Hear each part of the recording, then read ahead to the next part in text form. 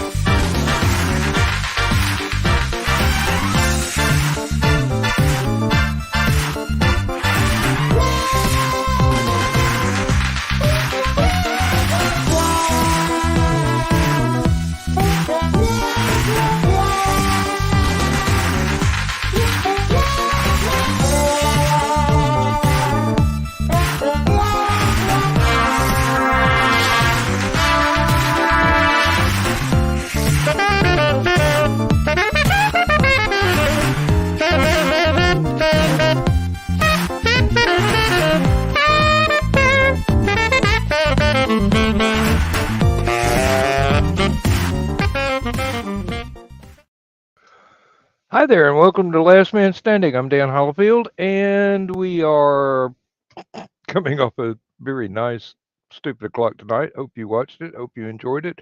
It is available on the rerun on Joe Dog's YouTube channel, and these will be available on rerun on my YouTube channel. If you like them, click like, subscribe, hit the notification bell, all that stuff. We really don't care about subscribers that much. It's just it puts the algorithm up there where we get kind of more visible to like-minded folks. And believe me, if you're like-minded with the Stupid O'Clock and Last Man Standing crowd, you're exceptional. All right, with us tonight we got Aunt Donna, we got Dawn, and we got Rich. So full house. Oh, well, thank you, Dawn. I'm glad you like the theme music. It's boogieable. Is that a word? I'm sitting here dancing to it. Hey, And I kind of get a little bit of well, listening to it. ah, Do you Usually dance to it too, Rich? when I can catch it. Between shows, I usually go tell Misty goodnight and give her a kiss goodnight because yeah. she tends to go to bed towards the end of Stupid O'Clock, and she was already in bed, cover pulled up over her head, her CPAP mask on. I walk in there, and I see her tossing and turning a little bit. I figure she's awake. I go to grab her a hand to give her a kiss on her hand so I can give her a kiss goodnight. And yeah, she's pissed at me now because I scared her, she jumped, and now she hurts. Ow. Oh, you didn't mean to. Did she punch you though? No. Hmm. See, Misty is very unlike me. You wake me up in a violent type manner. I'm swinging before my eyes are open, so I don't know who I'm swinging at. Because I'm the youngest of 3 surviving children, and Um, there was only three of us growing up, but the youngest of the three, and my sisters used to wake me up very violently. So I used to wake them up very violently. So generally, when I wake people up, I wake them up from a distance because my jaw was dislocated 20-some times before I was 6. Oh, Jesus. I don't have any reason, but Carl found out the hard way. No, you stand at the door and try to wake me up. Ted kind of does a foot thing towards the end of the bed so he can jump back if he needs to because I have swung at him before. Hmm. Remember Lindsay just waking me apologizes up? because I go whenever the alarm clock goes off, or she shakes me awake in the middle of the night or something. It's like I sleep very soundly, as we well know. I sleep very soundly. Now, if it's being woken gently, I'm good. You can just gently shake me, and I'm good.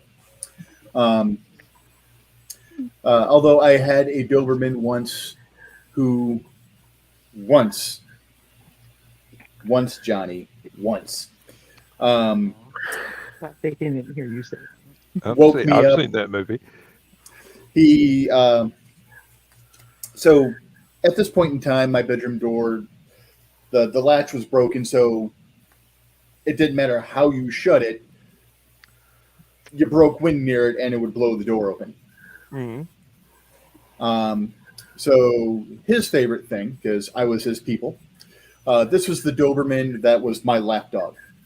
He and I would sit in the armchair and watch TV together. He would climb over the side of the armchair and just sit in my lap, and he and I would just watch TV together. And my mom's like, "He's too big to be a lap dog." I'm like, "It's okay, I got a big lap." But anyways, his name was Zeus. Beautiful dog. We literally had him his entire life, from conception to the time we had to put him down, the entire time. But anyway, he was my buddy. So when I got home from work at 7 a.m., because I was working in the factories at the time, technically I got home about 8 a.m. I got off of work at 7 a.m., but got home, ate something real quick, laid down, because I had to be up in 12 hours to go back to work, or less than 12 hours to go back to work. So what he would do is he would come upstairs, walk down the hallway as quietly as he could, nose open my bedroom door, look to see if I was in bed. If I was in bed, he would quietly walk all the way down the hallway and then come galloping down like a freaking horse from the bedroom door, leap, and hit me middle of my chest. And he only stayed there too long once. The very first time he did it. Because there's a waterbed, so he knew that he couldn't be on the mattress proper because of his nails. So he always made sure he was on me when he was on the bed. So he jumped, and then just after he made contact, he went flying back through the door, not of his own volition. But every time after that, he had it timed perfectly, where he would do the same thing. He would hit me mid-chest, and then as I'm starting to come up to grab him, use that momentum to spring back off me and out the door to make me chase him because he wanted to play. He could have easily been one of the Doberman gang. For those of you who are old enough to remember that couple of movies. Yeah. But he was a scary, smart dog, and just I loved him so much. He was a very gentle dog, so we had a big rubber squeaky toy pacifier. And what I do is I'd pop the ring in my mouth, and then he would come up, and then he'd take it like a binky, take it out of my mouth, and just walk around the house with it for like an hour. Like, no, mine. I'm the baby. he was gentle enough that I could take like one of those little pepperoni pieces, stick that between my lips, and he would get it without hurting me in any way, shape, and or form. Got that toner. With the birth of his litter, my parents started getting leery about strangers being around the Dobermans. The previous dog we had, and actually even the mother, for the first couple of years that we had the mother, didn't bother them at the least because we've had Dobes for years. Everything was fine. But when his litter was born, a couple of their friends came over, their kids came over, and were squealing over the puppies. Teenage girls squealing over the puppies. Started to irritate the mama. Yeah. So the mama started chasing him. And with one of her claws, she got one of the girls in the leg. And just a little pinprick. Penetration. A little bit of, just a tiny little meat just popped out of the hole. And the friends were, yes, that's why I held up my not the green room sign. But yeah, the friends gave my parents just a rasher of shit. So my parents became very afraid of non-family being around the Dobes after that point in time.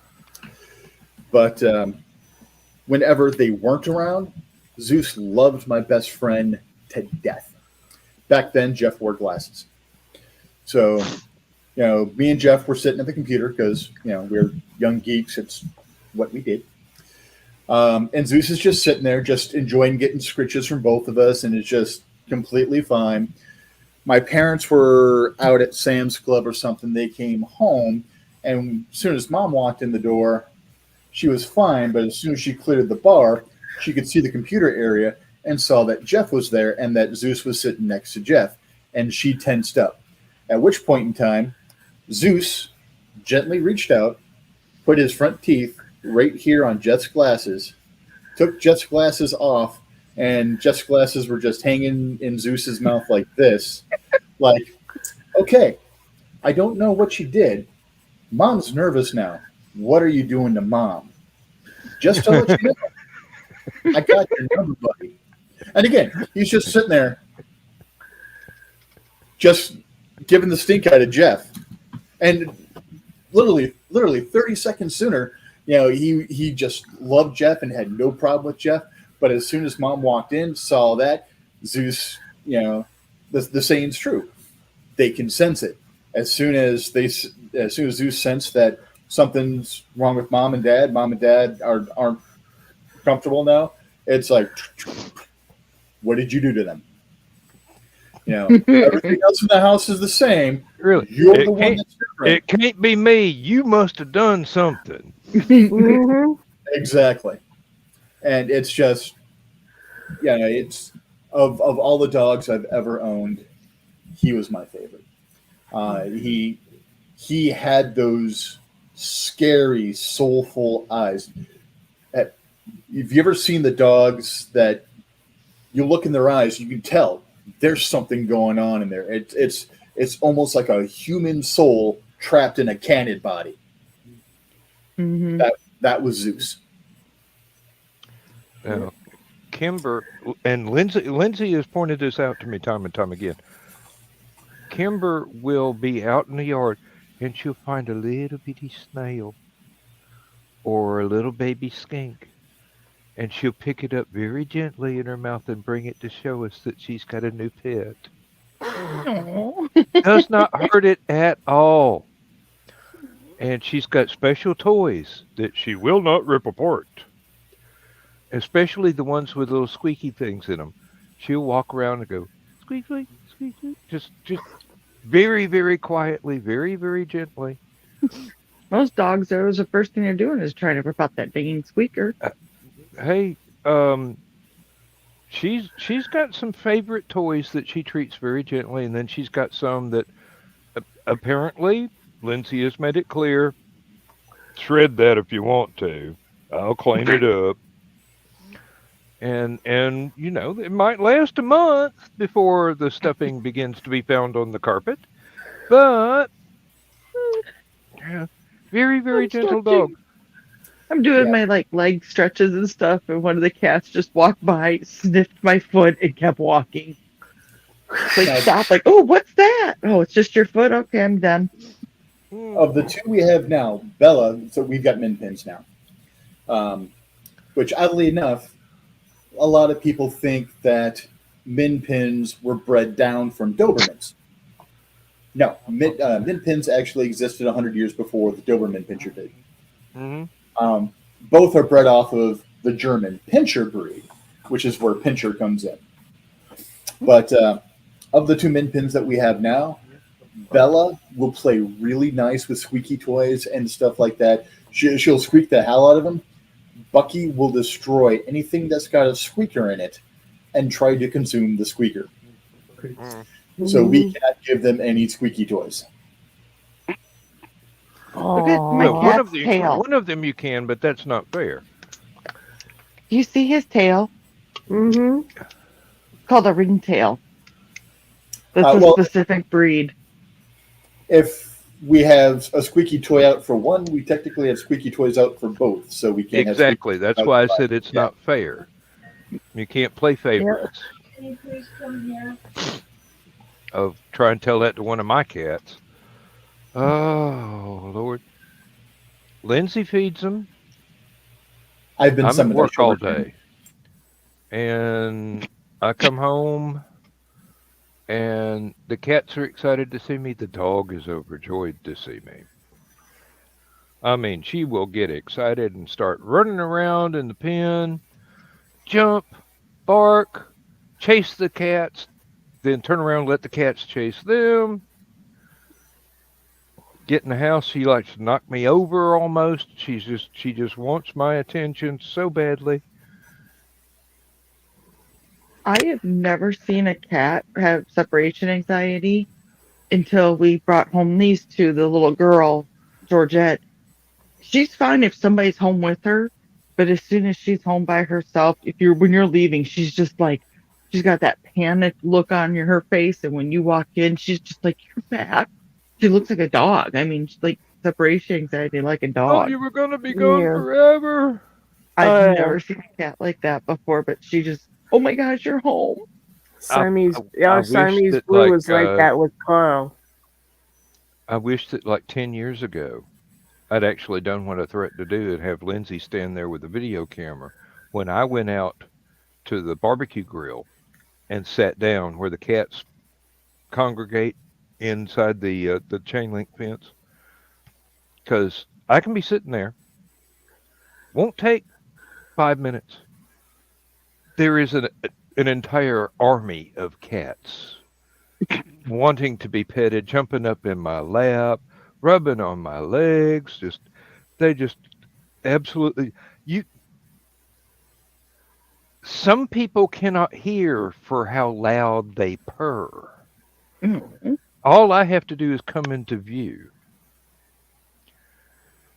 When And we yes, had most of them are female. when we had Blue, and Blue was totally Carl's cat because I told him if he wanted to stay inside, he needed to cozy up to Daddy. But he would be the first cat to the back door when Carl would come home. Like, oh, Daddy, Daddy, Daddy. But if it wasn't Daddy, and this really happened, he would go, oh, and walk away.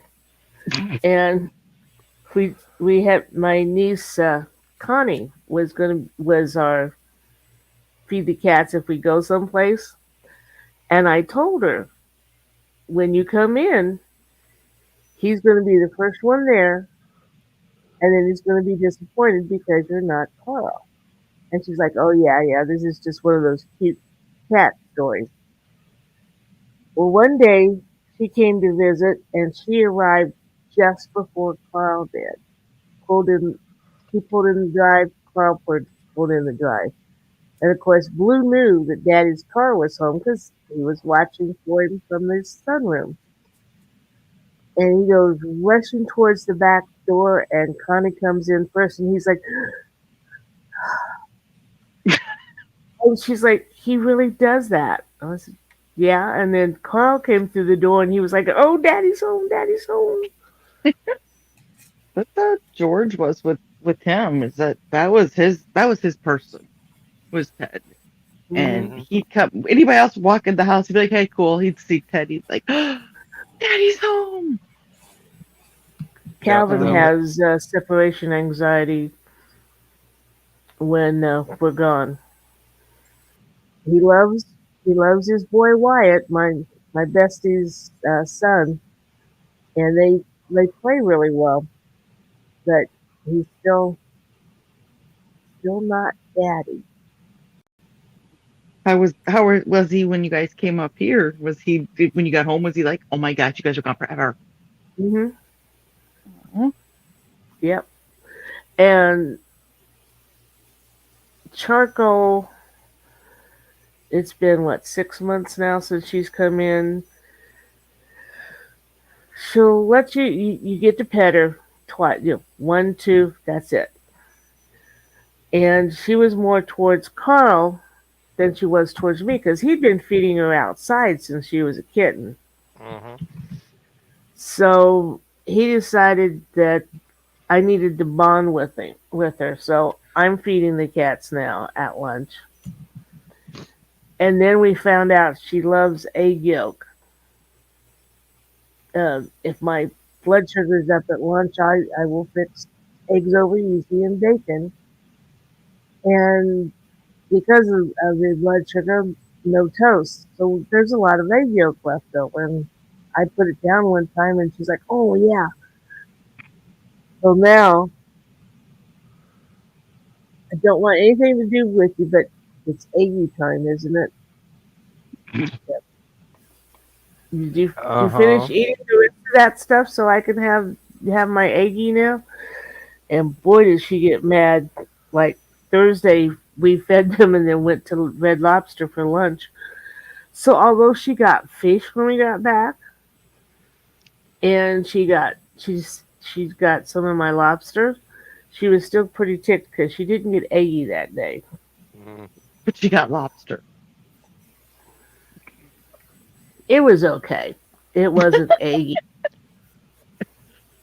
Now, Lindsay swears up and down that Kimber doesn't care about her at all.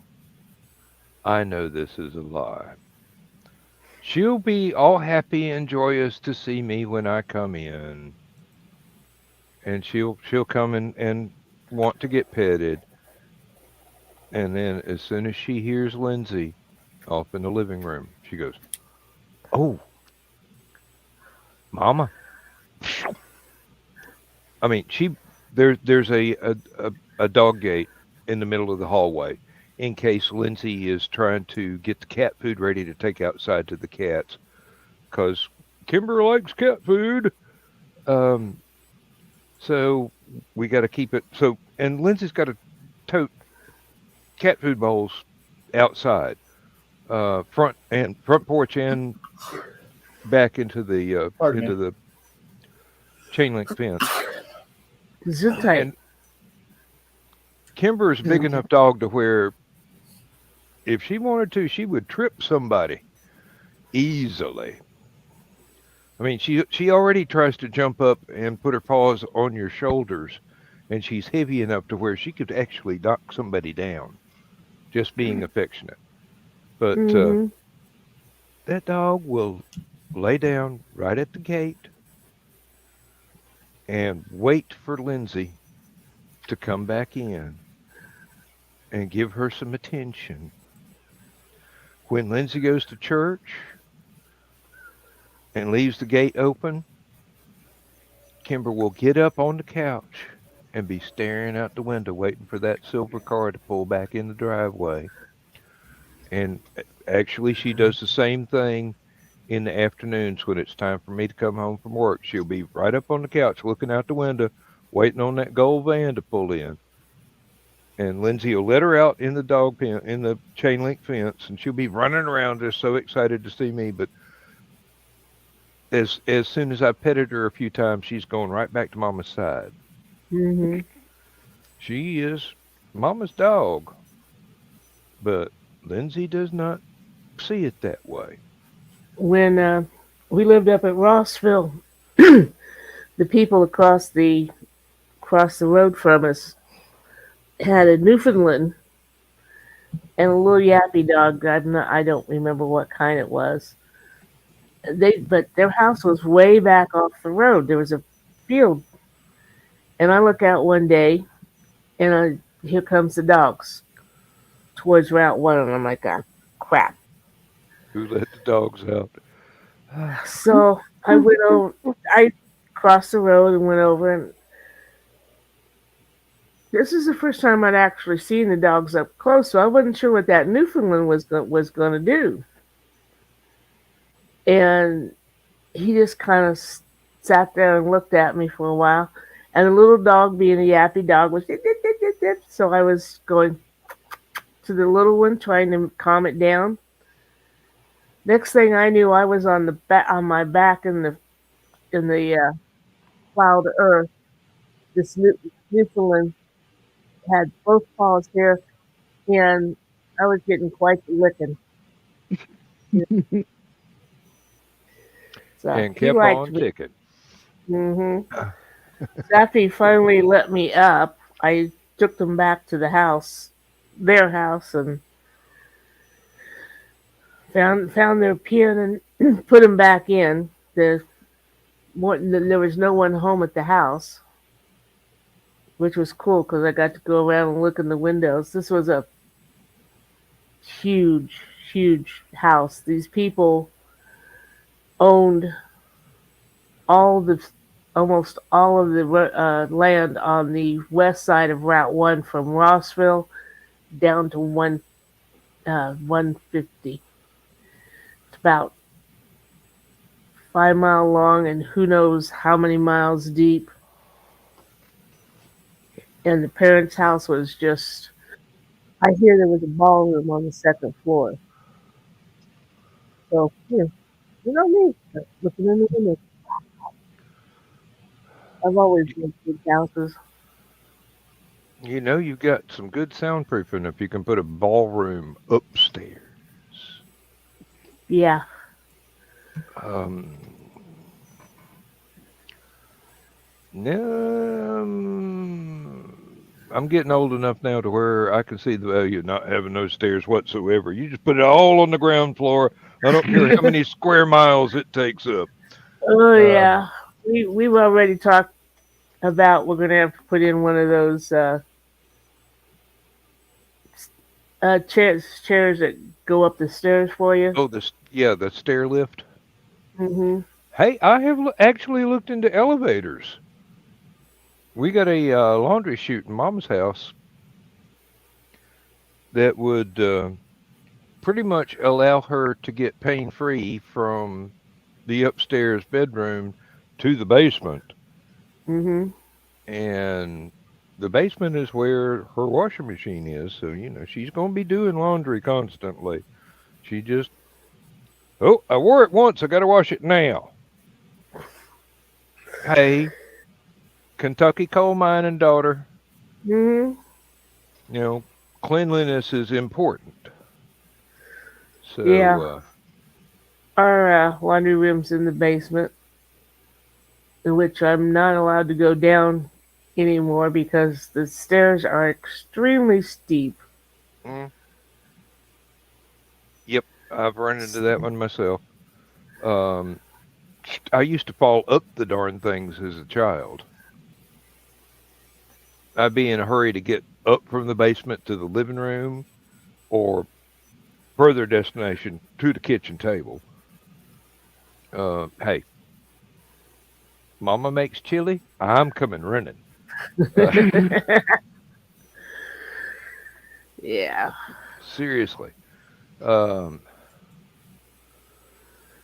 but walking down those steps, I'm not surprised that I do believe Mom put a lock on the door once Daddy got uh, suffering from the dementia and was still ambulatory. Mhm. Keep him from wandering down to the basement because those stairs would have been danger city. Um, I love the man, but Mhm. there is no way that I would want him tottering down a steep flight of steps like that. Mhm. And same about my mom. I'm going. You feel obligated to go down there and do your laundry. There's no way that we can wire up a laundry hookup up in the upper part of the house. They're just Yeah, we had the same problem. So I'm just glad there's a rail on both sides of the stairs so she can hold on. Um, she's not feeble by any stretch of the imagination. She probably still bench press a Volkswagen, but and she's very slightly built. But she grew up working her Mhm. entire life, so and being a farmer's wife did not decrease that by one whit. Okay, kids, I'm tired. Okay. So I'm gonna go to bed.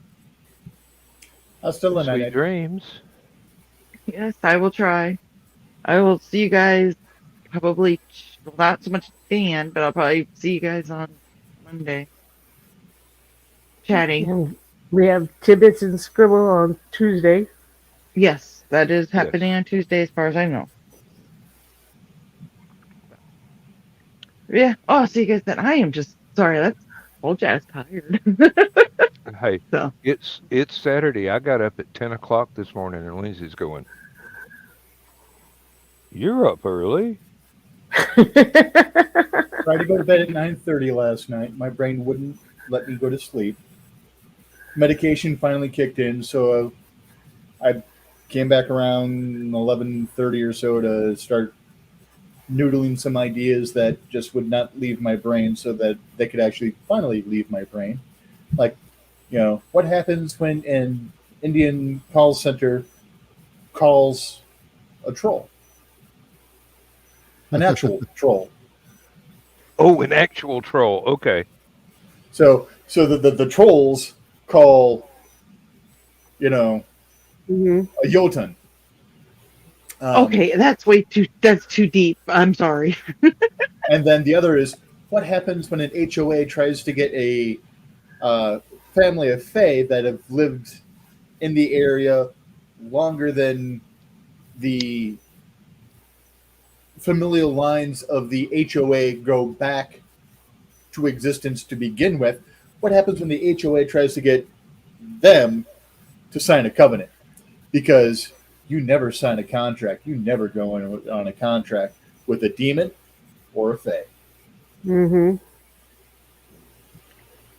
Okay, and on that note, good night, everybody. Night, Okay. I Don. said, "Sweet dreams." Yeah, right.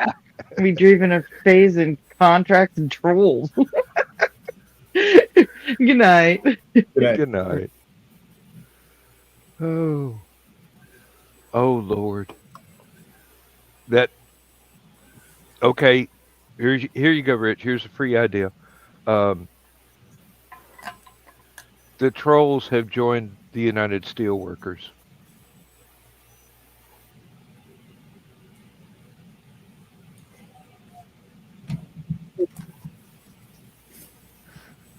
You making notes?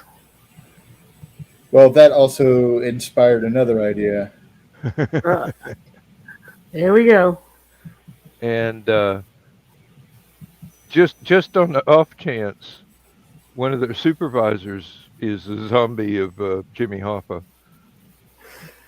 Well, when you said that, what popped into my brain is um, cobalts being suckered into the coal mining union. Oh yeah.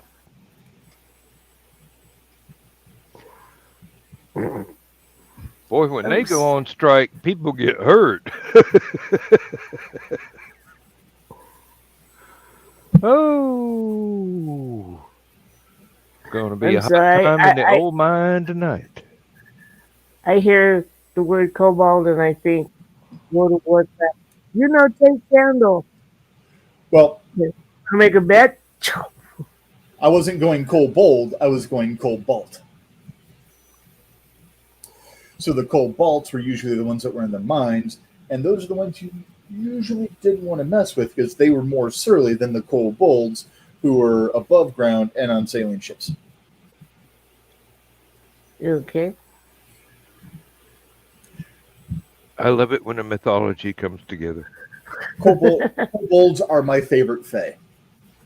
Uh, and as much as I love the various draconic and dog-like flavors that have been in Dungeons and Dragons and Pathfinder and fantasy games and stuff like that, my true favorite kobold are the one from Germanic lore.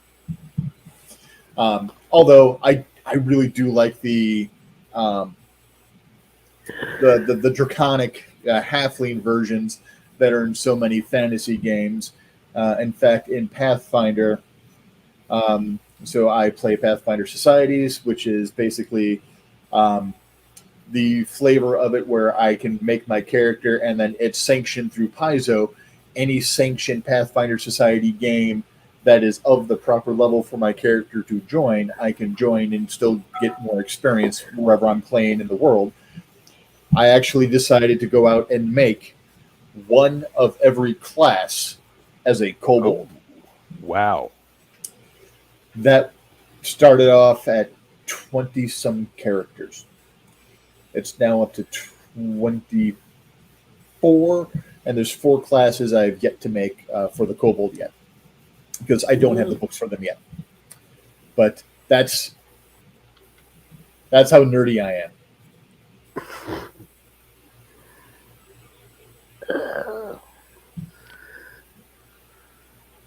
Well, it doesn't hurt to be thorough. I mean, seriously. Oh. I used to hate playing short characters. And I don't know why, but short characters for many years is just I hated playing gnomes, I hated playing halflings, and then something in my early 40s, maybe even my late 30s, just ticked in. I'm like, you know what? Screw it. I'm going to play a halfling this time. And now I'm like, I like short characters. I screw up people's ideas so badly playing short characters because it's like, all right, where exactly were you aiming? Okay, you were aiming 2 feet too high to touch me. Randy Newman wins again. Yeah. You don't want to screw around with a short person, though. Oh, there was a thing that I like screwing around with the short person all the time. Okay, you don't want to upset a short person.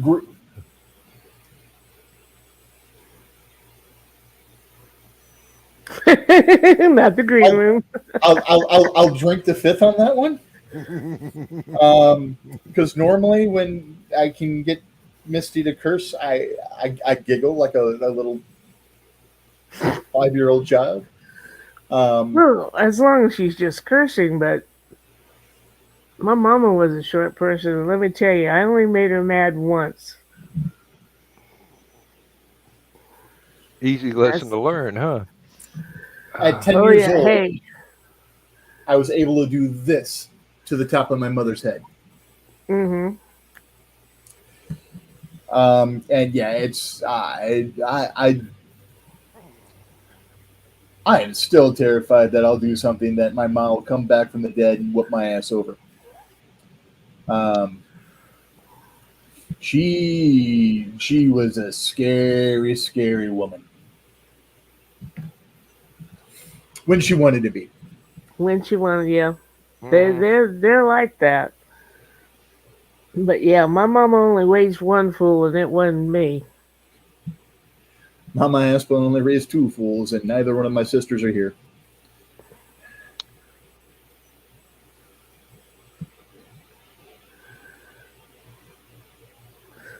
I try not to say that as often as I used to, since the one I'm referring to is no longer on this earth. And I don't want my other brother to think I'm talking about him. Or do I?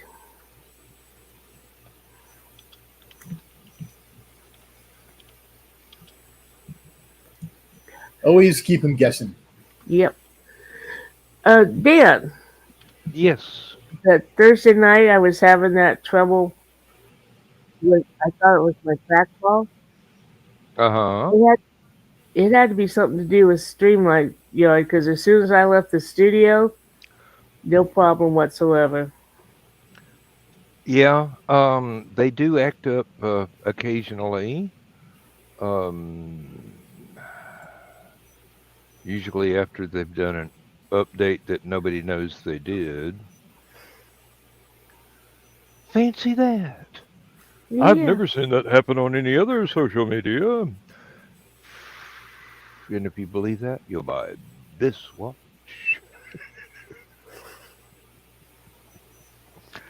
Oh dear.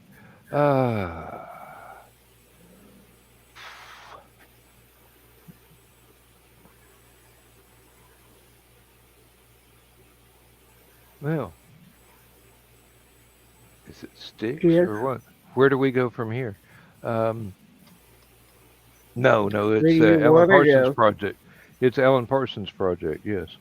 Um, I keep telling people I've got a soundtrack in my head. It never stops.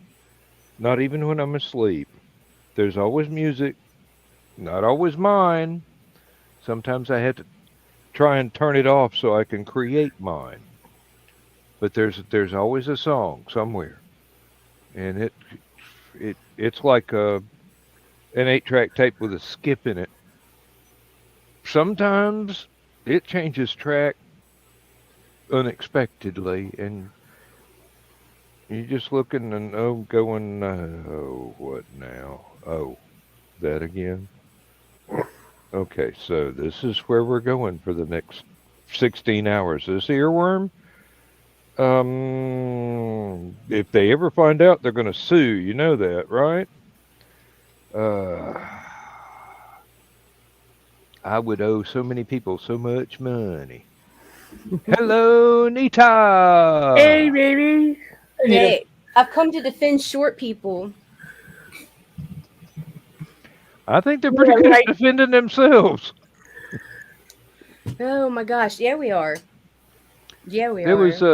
was something the guy that was teaching karate once said was a trained short person will beat a trained tall person 99% of the time.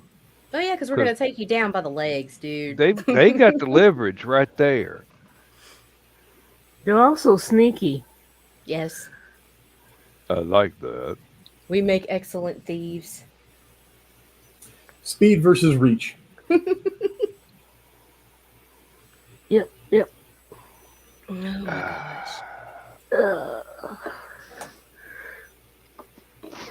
Oh no, now I'm thinking of delivery ninjas again. I wish my brain would just shut up sometimes. I'm trying to have a conversation here without including myself, okay? My 6-year-old, well, my 15-year-old, at the age of 6, had longer reach than Nick Tucker did. Yeah, I've seen that picture. Wow. And then last night in the green room, they came in to bring me cookies. And I guess Carl didn't realize how much time had passed since that video. Because Fro is now 5'7", I think. Jeez. And how old? 15. Still got a little bit to grow. Yeah, I was going to say. Still got some time. They were officially taller than my wife at 10 years old. Yeah, all mine passed me up between 8 and 10. We sent them down to spend time with my mother-in-law and father-in-law down in Florida for supposed to be 2 weeks. They turned it into a month, but hey, yeah, whatever.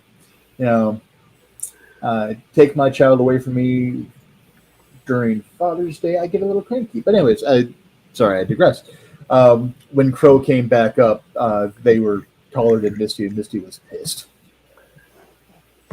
Shorter when they went down, taller when they came back up. Oh, that's funny. Now, at 5'11", I've always been the midget of my family. You're the midget at 5'11"? Yes. Wow. My Wow. my mother's brothers were average 6'3", which means some of them were 6'1", and some of them were 6'4". Right. And my little brother is about 6'1", and I'm 5'11", so I still got to look up at his smart ass face. Depending which side of the family you're looking at, my cousin once removed, or my grand uncle through marriage, same guy, was 6'10". So I'm the second tallest in the family after him, and I'm at 6'4". Mhm. His mother was Oh, 6'2". I believe the only person in mom's Dispatch side of the snoo snoo. family that I was taller than was Granddaddy, because he was about 5'8", and Granny was about 5'10". Yeah, my parents were never expecting me to get this tall when we had to move back in over the summer to my dad's place. They built the place when I was 2 to 3 years old, maybe 3 to 4, somewhere right in that range. So they never expected me to hit the height that I am, and I forgot all about it until we moved back in because I'm in the shower and the nozzle's here. Yeah. I ended up being the shortest until my Aunt Wanda shrunk a little bit. And then I was like this much taller than her for a while. When And we first got married, we did a side gig where we would do videos for weddings and such. When my second niece got married, we did the video for a wedding present, and I'm not sure exactly how tall she is. She's right up there around 6 something, and her husband now was a couple inches taller. But we would have one camera on a tripod and then two cameras on the other side, shooting at about 3 different angles. The one on the tripod, we had to pull up to the tallest extreme that we could put up in order to get them into the picture on that one.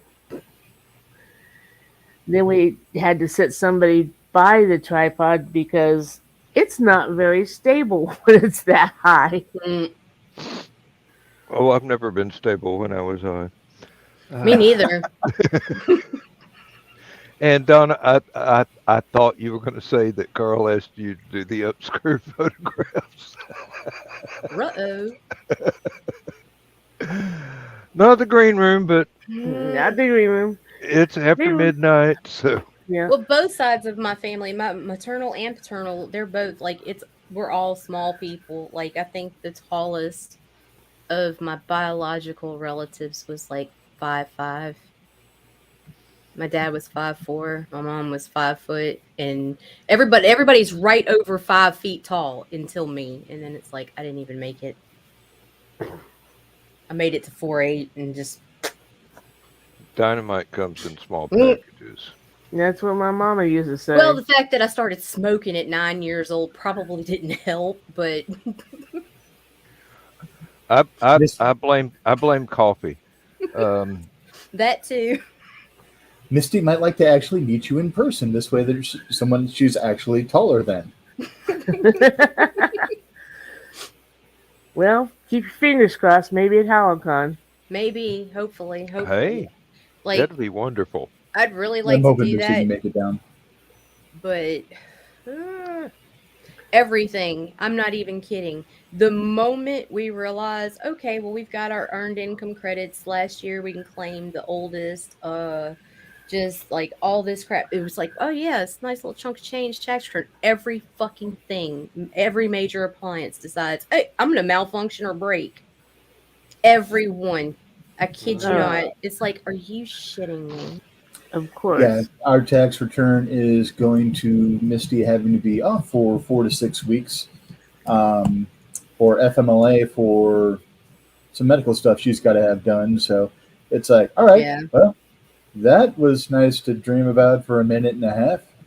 Yeah, well, we Mhm. ended up having to do that stupid payday loan shit for a hot minute there, and juggling that shit around will fuck you over because I mean you're paying interest and then you're borrowing from Peter to pay Paul.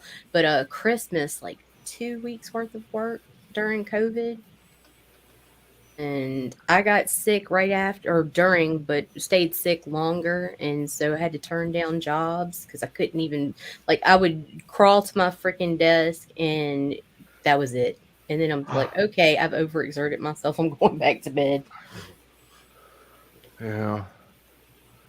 But all it's nice to know that that shit's done with. Oh my god, like, yeah, right.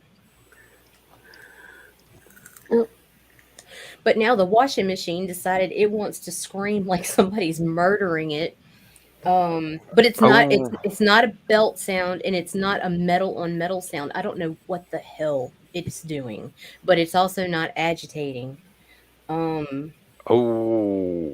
and so it's like, you know what? By the time we pay a repair guy to come all the way out here and look, I mean, they're going to charge us $100 to come out. Bare minimum, we're looking at probably 50 for a part, and then labor. And it's like, we might as well just look for a good refurb or secondhand. So that's what I'm going to spend my week doing, trying to find a washing machine because living in a house with 6 people, we got some laundry. Mhm. Yeah, Been there. if it's not a belt or a bearing, and you can tell the difference between those two noises once you've heard I them. know it's not a belt. My best guess is the clutch, which is not cheap. That's what I think it is. That's what I think it is. That's why it's like, you know what? I don't want to spend the extra probably 150 just to get them come out and play around with it and then probably still end up with a broke machine. I'd rather go find a secondhand or, refurb shop, go in there. At least I can walk away with most of those 30-day delivery and then they'll haul this one off too because, Mhm. Yep. That so if it's like that, if it's a clutch, it's I am cheaper to 95% sure it's replace the the clutch. damn thing than it is Right. to repair it, unless Yeah. you are very good with a set of wrenches and have Mm. room to work in. I'm Because I'm I mechanically have done that. inclined, but not like that. You know, I did rebuild a washing machine once that the clutch was going out on. I took one apart before, but I couldn't put it back together. Yeah, I had a feeling that was coming. Oh, it's no problem taking them apart and putting them back together. It's what do you do with all this stuff that's left over you didn't I remember know, where it right? went? Dude, it was like there was like a handful of freaking screws and like a spring, and it was like, what's this go to? It's just, well, does it work? Well, it turns on, and then the next thing you know, there's like this burning smell, and it's like, maybe not, maybe not. All right.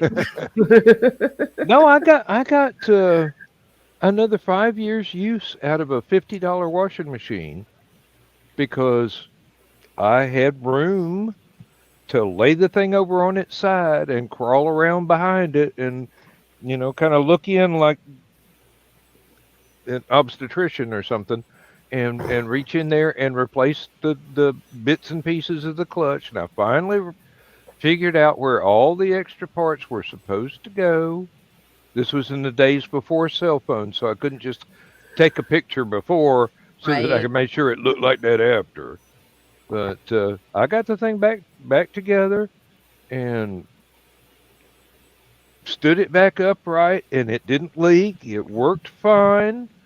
Um, there was I had to do something similar on the dryer, and Yeah, I did have to fix a dryer. I was able to fix the dryer one time, but let me tell you, I took it apart. I knew it was something to do with the there was the axle thing on the drum uh-huh, or whatever in the back. So I took yeah, it apart, took the casing off, had it all. Couldn't figure out what the hell was going on. Like it when I thought I had fixed it, put it back together, it was still making this god awful freaking dragon noise, and I was mad. I was so mad, and I was like, "Fuck it!" And I kicked I kicked the dryer as hard as I could, and I heard something go ting. And I'm like, what the hell? I look down. There's the smoothest quarter you ever saw in your fucking life. It had been caught between the barrel and the wall and just sitting there rolling for 3-4 weeks. Hmm. Sometimes percussive maintenance is what it takes. uh-huh. My pop always said, if you want something fixed, hit it with a hammer. I've got a If the printer first, sitting right over here. The HP website actually says when certain errors are popping up, turn it off, lift it 4 inches, and let go. Oh my gosh, that's crazy. mhm, What it is the gears are designed for, it's a multifunction device, so the gears are designed poorly, and the area everything is housed in is not sealed from dust very well. So Okay. dust will get in there. So doing that will Just actually seems like knock the compressed dust. air might be a safer safer bet, just Compressed air only works if the air can actually blow something out, where the percussive uh maintenance can actually cause two pieces that are right up against each other that are seized to come apart for a second and let any debris. right. Okay. mhm. Well, that Now makes sense. you remember the front door lock on the Beverly Hillbillies shack back in the hills? Basically, a little piece of wood that turned. When I put the dryer back together, evidently I had bent the frame a little bit, Uh-oh. and the dryer door would not stay shut anymore. Uh So I drilled a hole in it, damn put straight. put Bungee a bolt cords. put a bolt through from the inside, and put me a little piece of metal that would hold the door shut. So I had a little twist knob, and hey, I got another 10 years use out of that dryer. Damn One would straight. think you could probably get away with using a wing nut for that too. Just No, it oh, most wing nuts are not big enough. This took Mm. something about the size of a bow tie. Hmm. Oh wow. I've had access to wing nuts that size, I but my haven't. but my family was in HVAC, so Yeah. So I just got this piece of metal that one of the maintenance men had thrown on the concrete floor at work to keep from having to clean it up. And I go, hey, wash that off, get the grease off of it. It's got a hole in the middle of it. It's the right size. Let me go get a 3/8 inch bolt that's about inch and a half long. Pop that sucker in. Well, it took me a little bit of trying. I had to turn it back over and get on the inside, and had to make sure that it did not interrupt the drum from moving. And as soon as I got it latched, it was good. I believe that I did leave the repaired washer and dryer in the trailer when I sold the trailer. And I'm going, I don't know how long it'll last, dude, but Godspeed, just bro. just ride just ride Ride it it out out. as long as you can get. And when it does need to come out, you need to take it out through the front door because the back door ain't wide enough. Oh gosh. Mm-hmm. our washer had gotten to the point where it wouldn't stay in balance, Oh, I and hate Carl that was shit. having to go down 2 or 3 times doing a single load to get it back in balance. But he was refusing to get a different washer. And then the dryer went. Like, okay, so we got one of those where the washer's on top and washer's on The the bottom and the stackable dryer's things. on top. Stackable. Yeah. Yeah. I see a lot of those on the boat videos. Oh, Daddy was a machinist. They had a Whirlpool washing machine that Mom and Daddy had moved from. I believe it came with us from Detroit. Don't ask me where it went in the 2 cars we moved in because there wasn't a moving van involved. But got it to the house over here. It's like 2 or 3 houses. We kept the same washing machine. Finally, it started making grinding noises and wouldn't agitate and all kinds of other things. And Daddy, being the mechanic that he was, took it apart and there's a brass gear somewhere in the mechanism that had worn out over the decades. And he goes, "It's brass? That's useless." Measured it, went to work, got a piece of Teflon and made a gear the right size and put it in there. That thing lasted for another 30 years. Well, they were made to last back then. Well, if they'd hired Daddy, they wouldn't. They'd only sell one to a family per generation. Yeah, see, that's another reason why I'd rather go ahead and buy a secondhand machine because, well, there's a couple reasons. One, I want a top loader and I want it to have an agitator because I'm afraid because we're hard on our machines. I've got the kids are taking over laundry some too. They're not going to sit there and take the time to donut the clothes and shit like that. Whereas an agitator is gonna, you fucking knock the shit off the side. If there's not clothes coming out the machine, you're good to go. Push start and go.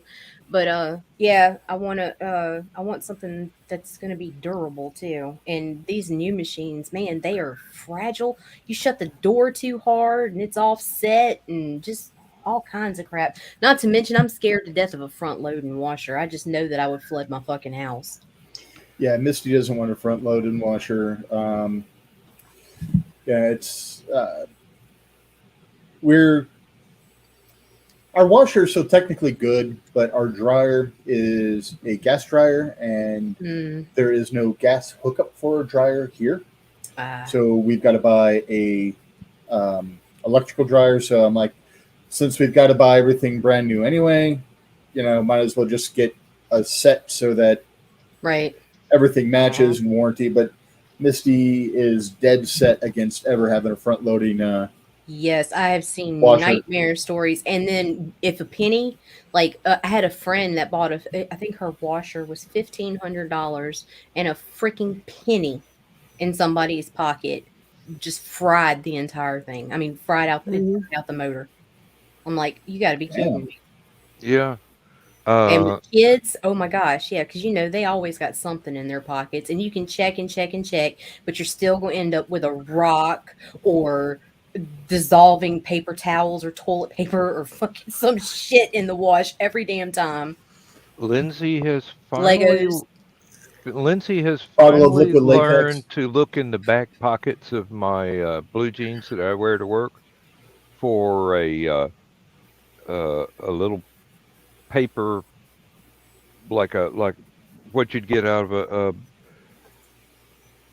paper towel dispenser in the men's room or something, where I have just wiped a little grease off my hands and go, okay, well, I'll need that again in a few minutes, and stuck it in my back pocket, and winds up in the laundry, and here's little bits of paper on everything.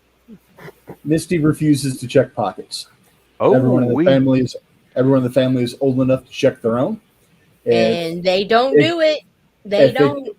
If it gets destroyed, it gets destroyed. The number one we have a culprit. guest star. Hey, Nick. Hey, Nick. All about The everything about Nick. this. Hi, Nita. The How number are you? one culprit of Is getting Misty. stuff in their pockets is Me. Misty when she's on her cycle. Oh yeah, I get forgetful. But the Mm. worst one in our house is my husband because I swear to God, every fucking time you turn around, there's a pin in his pocket. I'm neither confirming nor denying. Pins You know. and Legos, rocks. Oh God, I am the world's worst Oh, a fucking about frog. picking up. True story. True fucking story. I'm laughing at It was horror. awful. It was I fucking can't help- awful. This is what I forget in mine. Oh yeah. Oh Lord. No, I am the world's worst about seeing a brass nut or Fuck. no, a little, like you put on a bolt, you know. What? Yeah. These little, they're expensive. Yes. And they're good for steampunk sculptures. Yeah, absolutely. Or a wing nut or a couple of perfectly good 3/8-inch bolts that Good. maintenance men have just thrown on the ground because they don't want to clean up after themselves. Hmm. And Lindsay has actually paid me a compliment about this. We'd be walking through a parking lot and I see a perfectly good earring laying on the ground. I find stuff all the time that way. Yeah, well, the thing is, when you're keys, depressed, you're always looking down. You get to see stuff other people miss. Well, you know. Well, with Nick, it's eye level. Fuck you, Richie. How tall are you, Nick? I'm trying to see how a 6-year-old had better reach than you. I am 5 foot, between 5'7" and 5'8". You're not short. You're average, dude. Well, the problem is I grew up in Northwest Indiana, where everybody's everyone was corn-fed and 20 feet tall. Well, Yeah, it was, okay. I mean, it was either corn-fed country boys, big black guys. Everybody near Michigan City was raised and bred for the different, like the Pullman plant, and so I literally was the only person shorter than me as a male. Was someone who's a legitimate midget, like a legitimate. The way Rich was talking, I was thinking you were shorter than me. No, Everybody. the thing You're like is, a foot Nick taller. calls himself a hobbit and calls me a giant. So I will give him are a giant. constant crap about his height. Well, look, that's how Out I of- find out out of if love. it's going to rain next week. Whoa. If I start bitching about it being wet, Yep. How's the weather up there, Richie? Good thing you did it because I was coming. Oh wow! Then I did something right, Nita. Best offer I've had all day. That is, I will It's not tell what you said last night, Dan. there are a few things I did Oh. with the shifting schedule. The after Nerd Bacon, like usually about half hour to hour, where I hung out with Nita and we both were horrible human beings for Terrible. just The worst. deranged, getified philosophers trying to make it in a world that's simultaneously too hard to be dealt with and too soft and squishy to tolerate. You know? It's like they have all spine, but it's all on the outside like an exoskeleton, so it just cracks. But not the green room, and I am in public-ish. You know, I have to be careful. Oh dear, that was not a mark on my glasses that I need to clean off. That was something on my eyeball. That's no fun. I had an eyelash in my eye the entire stream a couple days ago. Oh, that It- sucks. Oh, it was killing me. I'm sitting there, I'm like trying not, I'm like, and I'm just like, and I had so much fucking eye makeup on. I was like, if I rub my eyes, I'm gonna be looking like I got beat. Oh, it was Oh, a honey, nightmare. I've got Klingon eyebrows. These wild hairs just sprout out like Yeah, okay. This is what I've been meaning to ask fellow gentlemen. Gentlemen, hello, gentlemen. Do you wake up with like 1 8-inch eyebrow out of the blue? Like you'll get up in the morning and you're washing your face and it's like, what's this? And for some reason, one eyebrow has decided that it's going fishing. I got the No, perfect no, it's manscaping not tool one, for you it's guys. Not since dozens. my last haircut. My last haircut, which was right about a year ago. Actually, no, I take it back. A little less than that.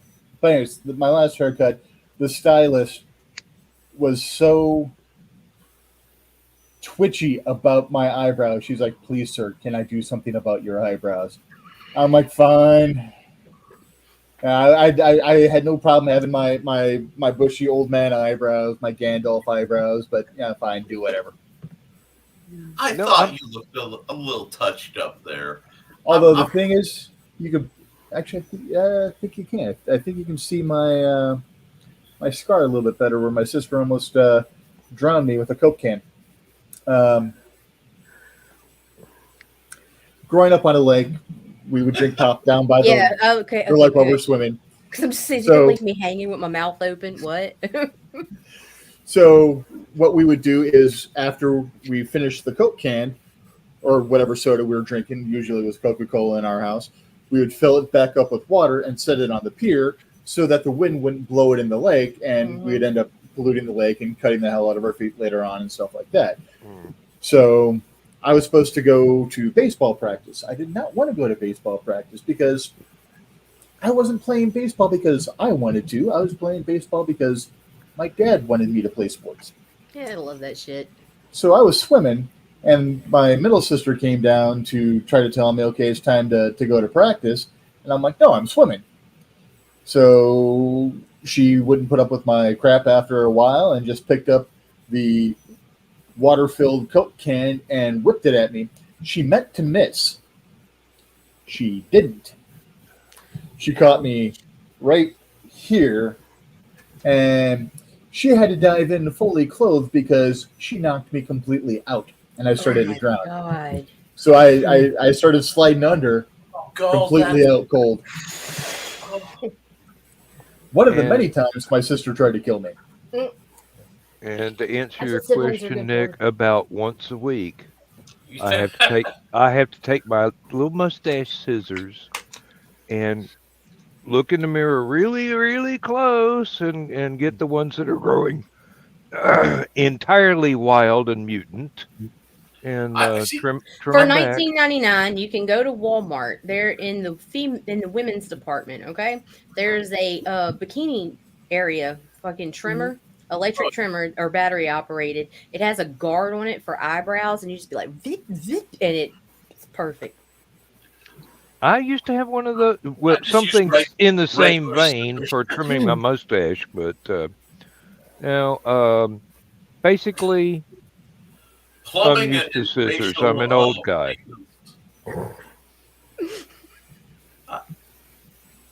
I'm sorry, I said facial and Nita giggled. I'm sorry, what now? How are you doing? What a great choice in life, being that I am. Richie, I think we found another mental link here because I was thinking the same thing that Anita was. The great choice in life is making Nita giggle or vibrate in any way, shape, or form.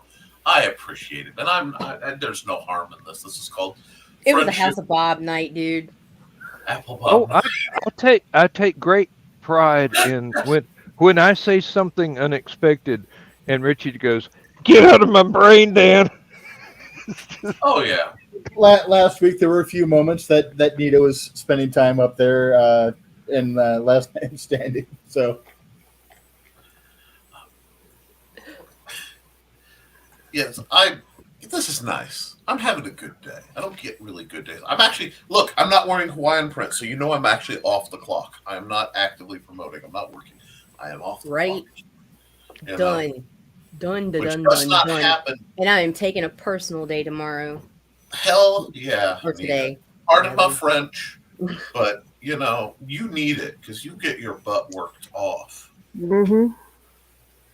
Yep, Still I'm cute, though. like, well, Oh. thank you. I am, but yeah, I sat there and I looked at the schedule and everything, and I figured out a way that I could distribute posting without cutting back on any post for active clients. And I'm trying to get it to where I am completely off every Sunday. That Yes. way I have Well, one day, just one day where I'm not like trapped in a closet or chasing somebody down. And I mean, like, I'm not talking to anybody I work with except maybe Tina or Daphne, and they better not ask me about work shit. well, yeah.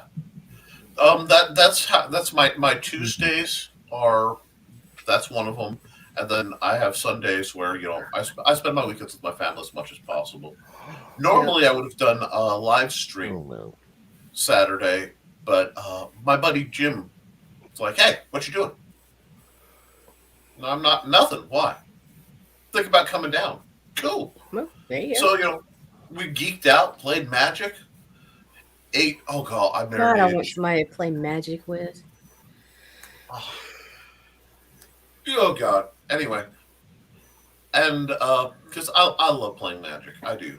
But the only thing I I love more miss than that is it. a really good RPG group, and because I game monthly with the local teenagers at the library as a support thing, so my one day out of the house a month, I'm You going hang out out of with the kids. house to go Hang hang with out some with kids. other teenage kids, Mm-mm.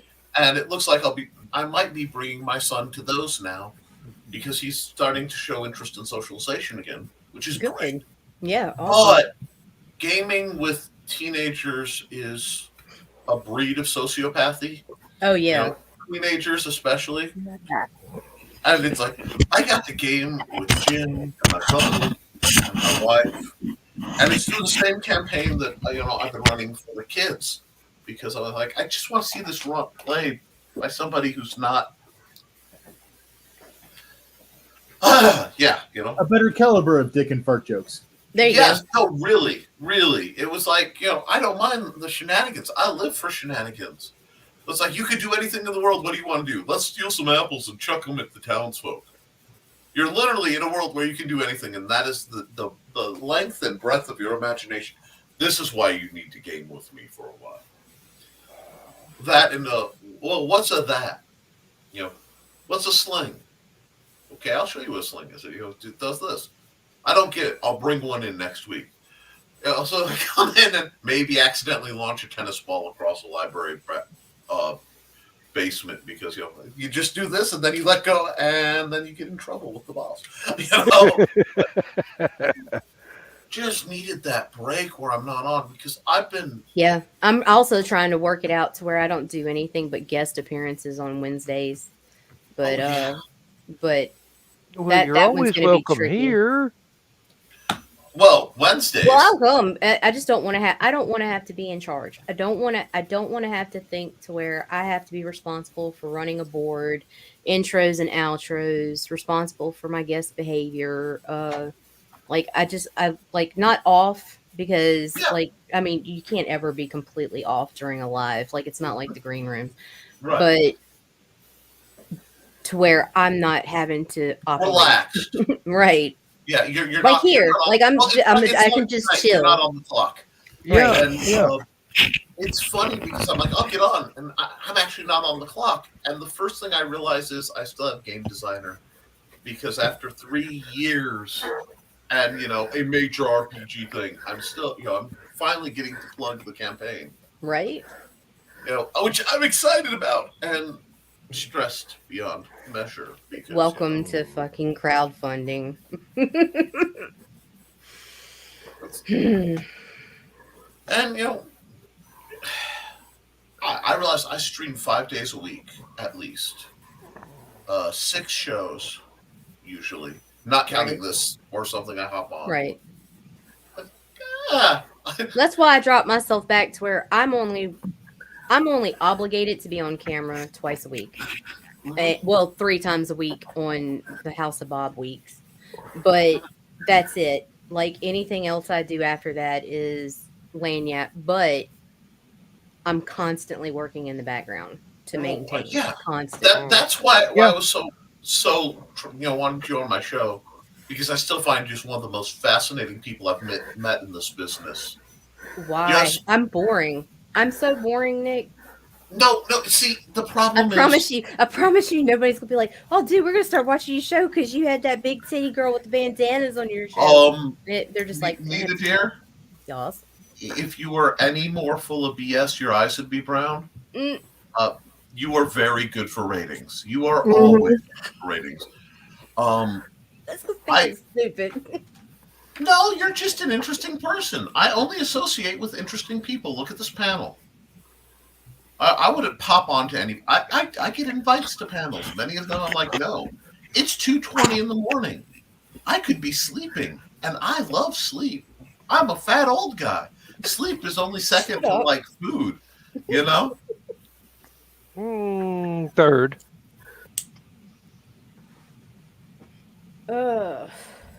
Yeah. I'm trying to be good, Third. Dan. It's hard I'm enough. not. Like if you want somebody who could be a I'm just perfect trying to be body- Dan. Seriously, what A you very see is what you special get. What you hear, I got no control over because I only know what I'm going to say next about 30% of the time.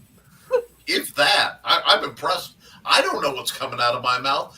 What I love is when I make a joke that just comes out, and then I laugh because I didn't expect it. Mm-hmm. I enjoy cracking myself up. That is exactly why I ask people not to give me straight lines because I know God.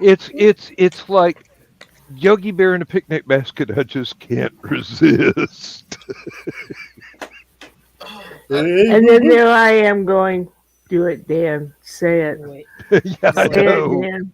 And it's very funny because Donna is very much the devil on Dan's shoulder at certain points, and I've watched this happen. I find it delightful, and I say that because, like, if I had like I don't know what the angel girl on my shoulder would look like. Probably my wife, but I know like Nita would be a great proponent for the devil girl on my shoulder. Wow, Nita. That form brings me back to being the designated driver in college and watching my friends. I haven't seen the hand on the back of the head shot technique in a long time. The only better one was when Nick Offerman was picking up the jug with his pinky and doing the elbow. It's like, why do you drink it like that? Because that's how you I'm drink. so high, my brain is heavy. Oh. I'm glad I'm not the only one that has an extra leg on the back of the chair to keep me from falling over. Seriously. Whoa! Right? I can't even claim brain damage because Daddy hit me in the head with a shovel one time by accident. But if that didn't hurt me, nothing will. Damn doctor at the emergency room complained that my scalp was too strong for his sharpest needle to put 3 stitches in my forehead, and I'm going, I'm sorry, it's just you've seen my family. I don't know whether to go, you're just that thick-skinned, or, there are too many jokes. You've had too many options in one box. I'm just that hard-headed, yeah. Oh, Lord. Oh, and the worst part of it was, if it had happened nowadays, my parents would have wound up leaving the hospital in handcuffs because the doctor asked, what happened? My mama pipes up, well, his daddy caught him sniffing the flowers again. Oh, no. And basically what it was, we were shoveling soybeans in the back of the dump truck from a storage area in the barn. We had to wait for them to dry out so we wouldn't get penalized for the extra moisture content. Mm-hmm. So he's got this big cast iron scoop, and I've got the aluminum one because I'm smaller. And we've got in a great rhythm here. We're not interrupting each other. And I got out of the rhythm and bent to scoop up some more at the wrong moment. And he smacked your Next ass. thing I know, I caught cast iron right in the middle of my forehead. So you're telling me the only thing that was able to harm you is cast iron? Now, my theory that Dan Hollifield is an old god of Appalachia and probably Fey has nothing to do. And probably Faye. Let And me see your fingers. Let me see your fingers and teeth. Isn't iron bad for phase? Yes, that's why it was the only thing that could cut him. Well, Yep. Nick, it only broke the skin. Exactly. Well then. Dan, do you ever wonder if we write because we got clocked in the head as kids?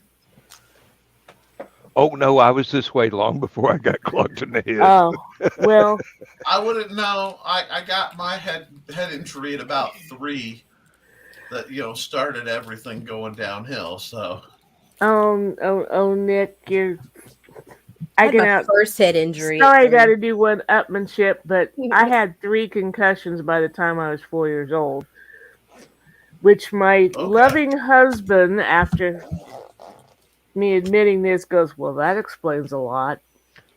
No, see, seriously, if there was something I could actually blame it on, I'd be trying to put it off on Daddy working at Oak Ridge. The fuck is that? I blame it on the weird shit my parents watch. You okay? Whoa, Nita, you okay? Watch. I've heard the stories, Rich. No, not the stuff they performed in. The stuff they watched. They watched a lot of horror, a lot of Enunciate, Emergency 51. Enunciate that. You were I'm in the middle of eating the granola bar. They watched a lot of horror movies. There you go. Thank you. You need to clarify. They did watch a lot of horror movies too. Yes, Dallas does Debbie the Revenge, but they started in one too. Actually, that would have been a better movie than the original. It's never too late, Dan. They can always shoot one now. Shoot. Hey, I believe it's in pre-production. God help us if it's in post. Well, no one wants an early release, but go on. If I was wearing a hat, I'd take it off to you. About on that note, I'll be right back. The microphone is staying off, but the earpiece, I'll be able to hear you. About 5 minutes sometimes after I wish you learned could how turn to it speak, I started telling stories. Okay. And both my sisters are older. One's 4 years older, one's 9 years older. And apparently I would tell stuff that was so scary for them that they refused to sleep in their bedroom. So they would crawl into my bed at night to sleep with the 2 to 3 year old spinning the stories that scare the hell out of them. That's funny. It's almost like writers are supposed to write, Rich. I am, Nick. I know, and I'm so proud of you. You have to start out telling the stories though first before you can start writing them. Right. Oh no! I know this. You don't understand the suffering this man has put me through. I love him dearly. Sorry, frog in my throat. Yeah. Don't tell Miss Piggy. I mean, if she finds out Kermie's cheating with a Viking, it's just gonna. Anyway. Not the green room. Well, he has a collection that's about ready to go. Yep, I got to talk to Carl about covers. I am very proud of you, and I poke fun awesome. out of love because, and frankly, at this point, it's become shtick. You know, if I don't bug you about your writing, people worry. Is Richie okay? You're being nicer than normal, Nick. And that's what I had to tell somebody today. I swear, I was like, because he was like, he offended a viewer on accident a little bit, but he showed back up tonight, and I'm like, dude, if I have never busted your balls, there's a 50-50 or 90% chance that I don't even like you. Oh yeah. I offend those I love. It's just, it's what I Luke, do. last Nerd Bacon. Smoke weed and know things. Well, you're like Tyrion, but with tits. But last Nerd Bacon, Luke said something that I found to be grade A idiocy. And I love him, but he said some things that were dumb. And unfortunately, knowing the conversation we were going into, he had pre-primed me. So I'm like, oh no. And we went. And we went in such a way the rest of the panel was a little uncomfortable. Oh yeah, I can imagine. And it's like, yeah. Well, yeah, of course I argue. I agree with him. I argue with Glenn. I argue with a lot of people. But I only argue with people I care enough about to disagree with. Because if I was really offended, what I'd say is, okay, right, peace. I'm out, and Right. you never see me again. I've filled my contractual agreements. Thank you very much. I just do what I do because I'm awesome. But you okay there, Dan? Oh yeah, Okay, just checking. just had to go down the hall. Okay, just like I said, double check. No big deal. I'll have to get up and go to the little fridge over here in a couple of minutes, but I'm not even going to turn off the camera for that. It's in the same room. So, that's what I need. A fridge? A little If I bitty had a fridge. mini fridge, yeah, just like something to keep like a little bit of hummus back here and a couple of sodas and water. Mm-hmm. Okay, I'm all for set up the GoFundMe. I will promote that. Now, friends, somewhere in Louisiana, one woman is going without snacks. No. For 50 cents a day, you could sponsor a podcaster like Nita. Oh, You can help her buy a pack of ramen once a week. Like, in the arms of the angels. okay, can I say something really kind of sad but mildly offensive? Oh God! Now I'm gonna start ticking, dude. I grew up watching those Sally Struthers, those Oh, commercials. yeah. You could, for so much a day, you could feed these. That's what I was saying. For 50 cents a day. Well, no, exactly. You remind me. My problem was, and this is honest, Nick. Little kid Nick did not understand tact. He just, if he saw the truth, he would say it. If he had a question, he'd say it. I'm the one who got in trouble when a large woman was in front of my dad in line and her beeper went off. And I went out, look out, Dad, she's backing up. I wasn't, and the problem was every once in a while I will drop these straight lines. But I'm watching, the Sally Struthers ads. And there was some special about how many years she'd been doing it. And I started to get really concerned. And I got that kind of weird Nick's thinking expression that friends and family know. It's the time to ask him what he's thinking because this is going to be interesting. And I'm looking, you see the very early ad, she's very skinny. And there's all these children around her. And then, for 50 cents a day. And then they cut to one where as she ages, she gets thicker, and she's scared. But there are less and less children. That's why the South Park made that episode. Where did you see that episode of South Park? There's an episode of South Park about this? Yes. I did not know that. Yes, because at the end of the episode, they find her fucking bloated out in the shed. Like Jabba the Hutt. Yeah. No, I thought she was eating the kids. It's the first season of South Park. I think like the second, third, maybe as far as fourth episode. It is fucking hilarious. I seriously thought as a kid. Damn it, Sally Struthers! That's my pie.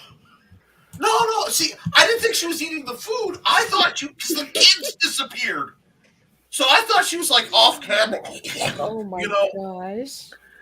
No. I always figured she was when she was off stage, she was getting it on with Sarah Lee. Obviously. How dare she two-time Little Debbie like that? You got to ride or die, the girls who treat you right. That being said, Sarah Lee has done many a pleasant evening for me, so I cannot, Same, because like I can bake the shit out of a cake, but I cannot bake a pie. Oh, see, I know Like how to make pie. I'm just not southern enough. I should just take Shut myself up, out Dan. to Shut up, pasture. Dan. Shut up, Dan. Mm. Uh-huh. Hey, it can be as creamy as you like, Dan. That's okay. But Hey, there's nothing at all to bake in a pie. You take it out of the box, you put it in the oven That's for a it. little bit. And they come out great. That's Yep. it. Because I tried one time. My mom was like, "You want to bring a pecan pie over here?" I was like, "All right, fine. Yeah, I'll do it." And let me tell you something. This shit never set. I have scars on both my hands oh, Nita. from when I took it out the oven because it was liquefied. Oh no.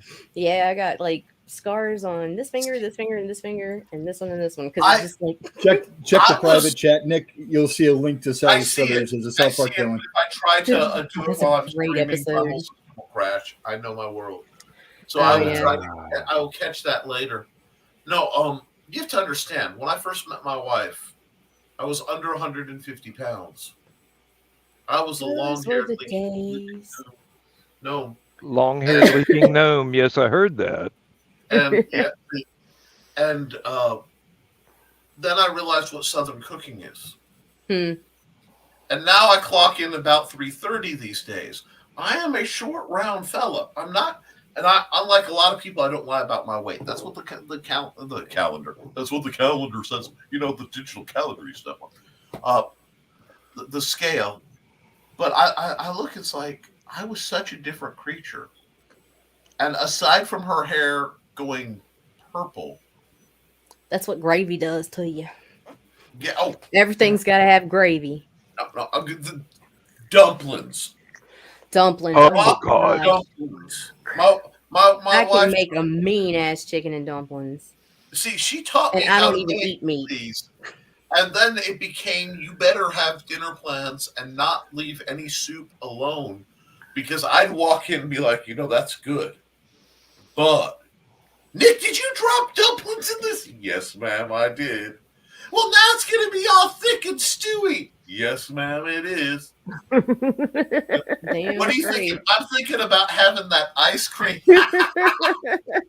I'm thinking about having that ice cream scoop of cold chicken and dumplings out of the fridge in the morning. Oh my You gosh. just floop. Are you going to heat that up? No, it's morning. It's right up there with cold pizza. It's a Breakfast dumplings. breakfast dumplings. Oh, heck yes. Now, when you remember where I was raised, You want to see a smug little buddy? I'll show you something. and horrible. Look at this smug Ye- little dude. Oh my god.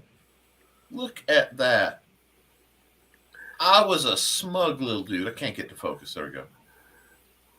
She's gorgeous, and I was a doof, and now I'm a fat doof. I don't quite know what happened, but Yeah, I have no idea what good I did and what bad Misty did for us to end up together. But I'm happy. I'm not bitching. karma pays off in the strangest ways. Yeah, it does. Okay, actually, for my extracurriculars that I've had to do for years that I want to retire from, but I doubt I will ever be able to get to retire from. But that about tracks. I still don't know what she did to fuck it up, so she ended up with me. But I can neither confirm nor deny these results, having never had anything to do with any of the extracurriculars, of which Richie may or may not be speaking of. Well, I am not a paladin, but I play one on TV sometimes. I don't know. I might have had a card that said "Have sword will travel," but and tell me somebody's old enough to get that reference. Anyway, yes. I'm not lawful good. I'm lawful dick.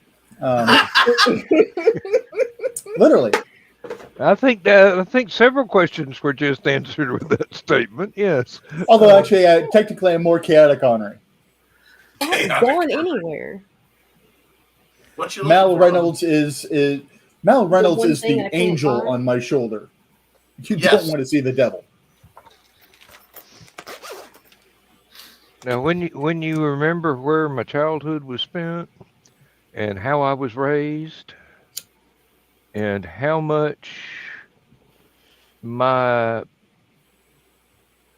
relatives enjoyed cooking. Mhm. You would not believe that most of my life I was around 135 pounds. Listen to the Fae talk about, well, I stayed light and skinny and able to dance on a dewdrop. Of course you did. And then I married Lindsay. I'm now pushing 200. Well, that's love. You see, when women love you, they feed you so that you can't leave. You know, the goal is to keep you weighted down enough that you can't go too fast, so that if you get stupid, they can catch up and beat you with a pan and drag you back home. I thought it was to greater enable the fact that no other woman would ever want to look at me again. You know? Look, I have had 2 women in my life say I'm a good-looking man and actually mean it. My wife and my mother, and both of them are just a hair from being legally blind. You know, I mean, like Coke bottles. So no worries there. No worries there. Oh, Yeah, I I have imposter syndrome. I pretend to be human and try to skate my way through it enough. You know, I stopped pretending a long time ago. Oh, and there went the voice again. uh-huh. And all That's across the world, people just got melty. There was melt there. Dan turned on his melty voice. You okay, Donna?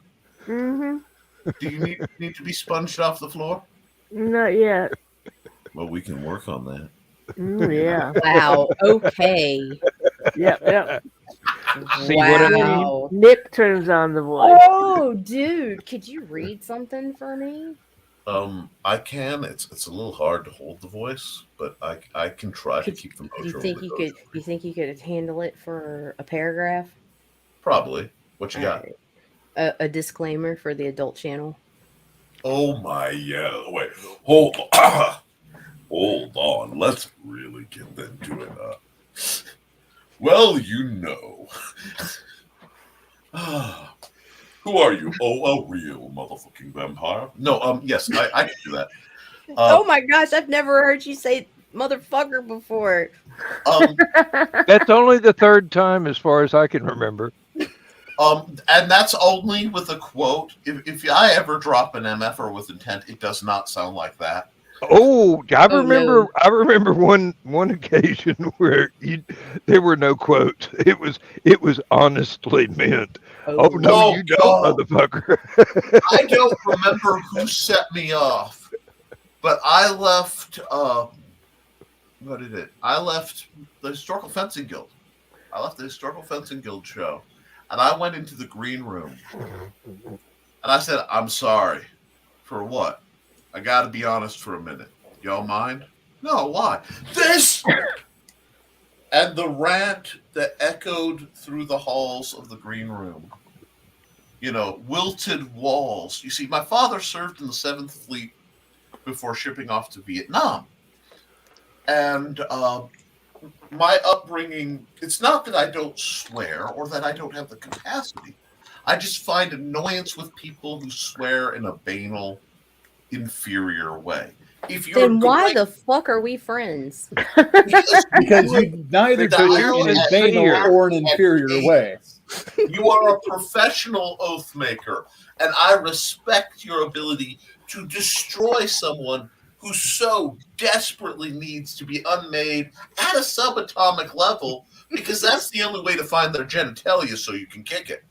So, you know, The folks in this room can do it on a professional level right. You know, and have done it on It's a a professional level. Oh, it's sort of like when you learn to drive around a major city like Atlanta or Chicago or, you know, Knoxville.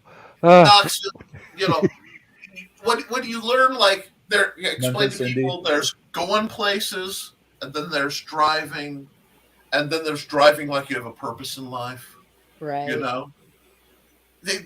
Swearing is the same thing. I try not to because I want to be a positive force, but sometimes it is necessary out of kindness to express truth with absolute clarity. And when clarity is required, one must dig deep into the vast oceans of contained rage that come from being an empathic being in this And world. find your fuckingest of fucks. Oh, yes. Yes. Construction, factories, IT, Oh, now Nope. I've Nope. got to explain factories here. and It's psychopath. it's Ex-psychopath. not venom. It's not rage. It's punctuation. Yes. It's using the proper tool for the proper job. Mm-hmm. You know, Certain words are commas, doesn't certain words are relieve periods, the certain words are stress. hyphens, certain words are Y'all gotta be semicolons. careful. I almost forgot where I was. Me too. Like I had when I looked up and saw those numbers and I was like, oh, they're moving. Shut up now.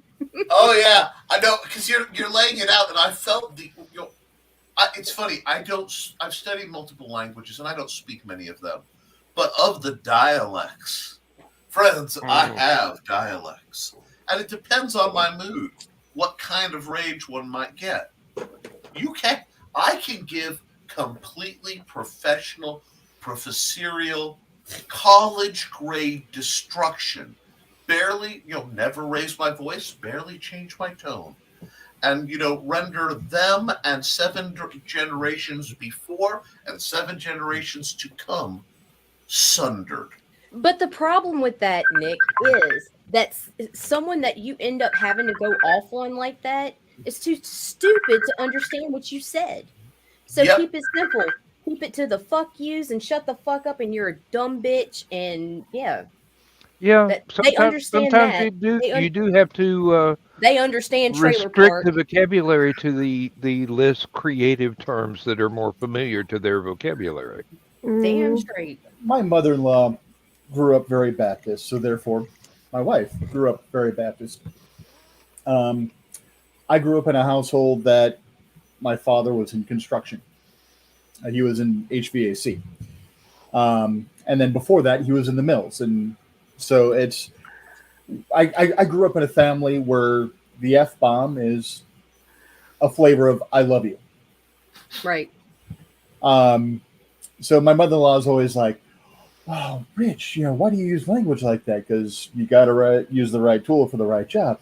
Right. Well, profanity, isn't the tool of an intelligent man.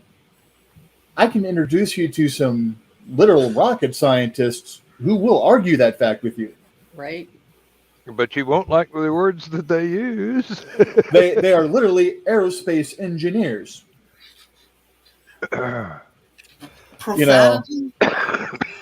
Profanity is a spice, and the dish has to fit the occasion. And I'm Cajun, so we season it all up. Mm-hmm. And apparently, a lot of my dishes are from India and Mexico. Word. Well, you always have to remember, you don't put cayenne pepper in a pecan pie. Nope. You gotta make Unless sure you that really it want to fits. see something funny. Here you go. It's only funny Enjoy. once. Oh Lord. No. But I tell you what, if you hide wasabi sauce throughout somebody's entire dinner and the secret drink that we're not supposed to know they have, it is hilarious. Oh. I will eat wasabi for sensory sensation. Like I am not even kidding. Like I fucking the way you exhale after eating wasabi. Yes. There's something about it that just like when I'm overstimulated, sometimes it can help ground me. I literally have tubes of wasabi. Oh yeah, my wife makes the same thing with horseradish on a roast beef sandwich. A nice graham cracker crust filled completely with wasabi, and tell someone it's a key lime pie. Okay, that's bless you, you beautiful lunatic. Bless you, Richard. I could give you a list of people who karmically would enjoy such a delicacy. Anyway, you were saying, Dan? Sorry. Well, the thing that gets me is the people running the factory. Yes. don't want to hear that sort of thing. But they engineer the situations where that sort of thing is pretty much Prevalent, mandatory. right? That is the United States government in microcosm right there. That's the whole nation. If you don't want me to Corporate say America. Oh, America. Marcos. Now, I will say this. I love our nation. I really do. I truly believe the Constitution is one of the most beautiful documents ever written by humanity. And I wish that the Declaration of Independence was actually law. That being said, occasionally we get some people who don't have two brain cells together to make a spark. Yep. And I don't quite get how they end up in the position they do when, could we get a basic, maybe an 8th grade education list? Do you understand these concepts? To run for president, you must both understand how firearms work and have a rudimentary understanding of women's reproductive system. That alone would cause and be able to balance a checkbook. Hey, there you go. Right. I will tell you exactly why those people become prominent. In words of not many syllables, because they are useful idiots. Oh, yes. They know how to manipulate the cult of personality. While not realizing that they themselves are being manipulated. You got a little bit more bounce going for a second there while you were trying to get that secondary pop. And I want it to pop so bad. Like, I've had a kink in my neck for like 4 days. And it's like, I know if I could just pop it one time like this, it'll be all right. But it just won't. It won't go. It just won't give. Oh, a couple weeks ago, I had the top joint pop. I don't think I've ever had it pop in my entire life. The very top, like where you're never. That would scare me, dude. It terrified me, but it was merely a religious experience. Have I been shot? Oh, I'll tell you one that scares you. When your hip pops. Oh, that happens to me all the time. Not to me. It's like I'm going. Oh, the weather's acting up today. The weather's acting up today, and I start climbing up the steps, go across the catwalk, and all of a sudden, boom. I swear they could hear it in the next county. Sounds and all like of a sudden, 2x4s. Yes, and all of a sudden, nothing hurts. I'm going, damn, did I die? Again? I mean, seriously, nothing hurts. How many times do I have to do this shit? You really? Oh, wait. Same body. Where's this reincarnation thing that I signed up for? That is a great No, we're just jumping timelines here. Oh, I do that. I do that just walking around. Yeah. I have freaked people out with that. I mean, seriously. It's okay. I have just being me, just walking around or just driving, crossed about 14 different timelines, and we're talking quantum leap style timeline. Yeah. No, we're talking sliders type timeline. I believe you. Like, I totally believe you. Listen, there was a time, like, I've had small experiences where it was like, whoa, where the fuck, what happened? Why did time change? It was just daylight. I've had that shit happen. But there was one incident where I was trying to, the car was overheating on the interstate, and I was trying to pull over on the shoulder, and a drunk driver came over the median and was coming, like, head on towards us. And so instead of going in the shoulder, I had to cut all the way across, and I kind of like seed around his vehicle. And when I straightened out, I didn't realize that I'd gone over the median too, and I was facing head on with an 18-wheeler. I looked up in the rear view mirror, and I thought to myself, that's the last time I'm ever going to see my kids. And then I woke up, like, I came to, looked up in the rear view mirror again. I only had one kid in the back seat with me. But when it happened, I had Jaden and Van with me. Mm-hmm. When I came through, only Van, and it was just like, what in the fuck just happened? Oh yeah. Mhm. Like, I mean, and it was like, I mean, I'm shaking Oh, right shoot. now just thinking about. I mean, it was just like all I saw was the grill, and like I don't even remember the moment of impact, but there it was completely. There was no avoiding it. It was over. Yeah, I there have been a couple times where it's like I'm driving, and I can tell you I hit that guardrail. I wrapped around that guardrail, but I'm still driving. Or now my weird one. There was one weird one. I was in Shut up, Krampus. Michigan City, and I was walking downtown. I looked down an alley, and at the far end of the alley, the houses were all wrong, and people were walking by in all Mhm.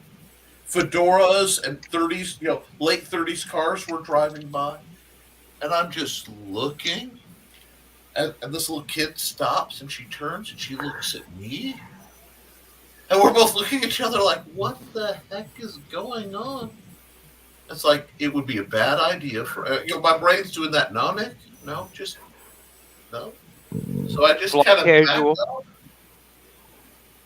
give a little wave, and I walk past it, and I stop, and you get that almost electric shudder, and I look back, and now the alley looks totally normal, and it's late 90s cars driving by, and everything's back to how it should be. And the little girl is nowhere in sight. Oh, of course, the little Right? girl's Of course not. Yep. I really have come to genuinely wonder if there are just holes in time, and maybe that's why half of these sightings we have are different stuff. It's not that it's not this has come through or not. It's just you're in the right place where you can see something Just at that right moment, right? that was or will be. You just found one side or another of a hole in time, and that would explain why people see stuff that we see the stuff in Loch Ness. Well, we've checked it; it's not there. Well, people are still seeing it quite clearly, but it's Right. not there when we check. Well, then it's It not just there. ate my dog. What do you tell him? No. Yeah, Look, when we I'm not sure how to classify this one. And people Sure. think I'm absolutely crazy when I tell them this story because I'm not sure if this was some kind of spiritual thing or what. Anyway, when we first moved out to the country, I was pregnant with Jaden, and we moved out to a trailer in Greenville Springs, Louisiana. And almost every night, or well, early morning, around 3 a.m., I would be woken up. I would hear a constant beep, beep, beep. I mean, it's all the fucking time. Never could find or figure out what was causing this. Fast forward, and this went on for years. Fast forward, Jaden's a little bit older. She was very advanced for her age early on, so she was 2 or 3. And she comes running into our bedroom at 3 o'clock one morning, and she's like shaking me, and she is terrified. She is trembling all over, and she said, Mama, the doctor's here, the doctor. And I was like, what about him? What? It's like it's just a dream. And she's like, no, he's in my room, he's trying to save the people, and they can't breathe. So she was probably 3, almost 4. And I was like, so I started talking to her about it, and she was like explaining to me that he had on a long white jacket, and it was covered in blood, and the people can't breathe. They just can't breathe. And it was just like, okay, pull her in bed with us. We go to sleep. That's fucking weird. Whatever. The next night, the beeping wakes me up again. So I get up to go in the kitchen or go pee, and then I go to get a glass of water, and I just felt cold. And I looked up, and I could see in the reflection of the microwave a doctor standing behind me, covered in blood. And I'm like, Yeah. what the fuck? I turned around. He was not there. Crazy fact. After we moved out, there was a big ordeal about the healing powers of Greenville Springs, which is where the city got its name from. The place we were living was built on the grounds of an old tuberculosis hospital. That was one of the last ones standing in the United States. And yeah, so that was fucking wild. That place Yeah. sounds familiar. I think I've heard of it. Yeah, it That was Greenville Springs, Louisiana. That would fit very well into the stone tape theory, basically, which is Yep. an environment can record events that happen there. Oh, absolutely. Especially with a lot of And emotional impact. exactly. And the stronger the People dying, emotions, the people trying to easier it save is to people, be recorded. Later on, natural sensitive people disasters. come into the area and they experience the bleed through of that recording, so to speak. Well, this is something I've talked about with a few people, especially when I was doing paranormal consulting, because the vast majority of the time I had the privilege of I can debunk this. This is what's Right, going on, right. and that's what I preferred because I was always going out there to debunk. I don't want to deal with stuff when it's not debunkable, because then Right. it's another set of problems. But I looked at it and I looked at the studies of what was going on, and you got to figure we're all big electromagnetic fields. Right. Now, when you look at the places that are haunted, the absolute most are lighthouses. We're going to start there. Jails, Plantations. well, plantations, old Old factories, firehouses. old firehouses, and old schools. Right. Now, what you have there is a lot of metal, a lot of intense emotion, and a lot of singular direction traffic Hmm. and repetition. So, like, you think about it, a Burned into lighthouse. the memory. Well, yeah, it literally a lighthouse keeper is an Burns an electromagnetic, image on the area, yeah. Right. and they're walking along a metal handrail, Right. worried about the storms. The same basic worry every time they go up and down that. You think about a jail. You have all the prisoners who are stuck in this, not quite Faraday cage, pacing around in a metal box. The guards are literally walking circuits along metal handrails, dragging. And anybody who's made a compass out of rubbing a magnet against a needle knows that transfers the energy and the information essentially of where the North Field is, is moved into it. So when you're dealing with repeater ghosts, usually, non-communicative things, a lot of those are just simply recorded. You look at the stone theory, the stone tape theory. How many of them are over areas with huge amounts of quartz? I Hmm. was about yes. And Just quartz it is one of just those really strange things. If you compress it to the breaking point, it gives off sparks. Yes, it does. This is basically how somebody figured out how to harness piezoelectricity, for lack of a better term. yeah, and it's fascinating because there's that. You can do the same thing with water, Yeah. and Um, I just want to point out yeah, we've gone over 2 hours. Carl's going to be pissed. So Oh, he's not going to be pissed yet. He's going to be pissed if we continue too much longer. well, that's well, fine. if we Why would he be continue upset?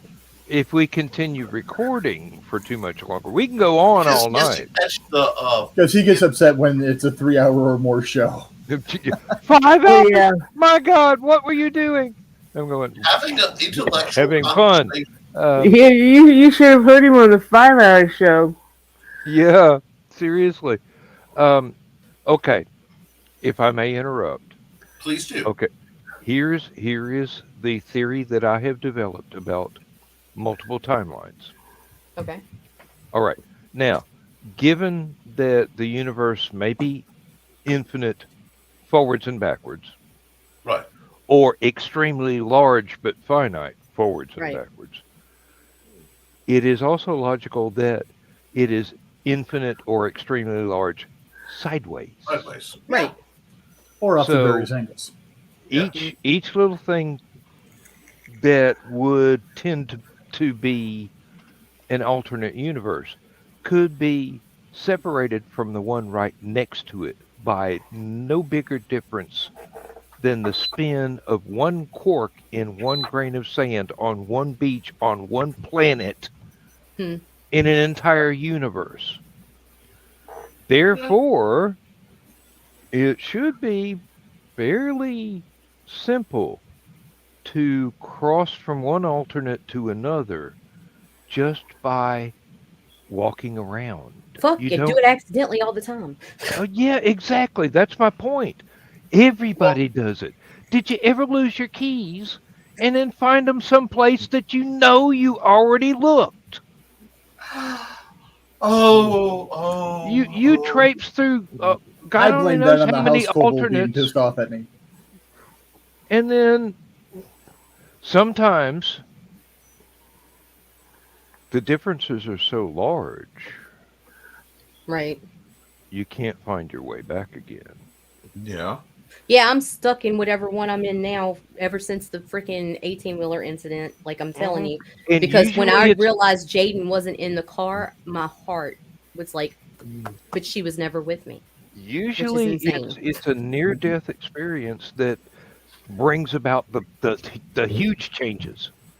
You should have died. It should have been horrific. It wasn't. You didn't. Shut Now up, things are Krampus. different. And you can actually if you go far enough sideways, you can actually find physical evidence of how things have changed. Yes.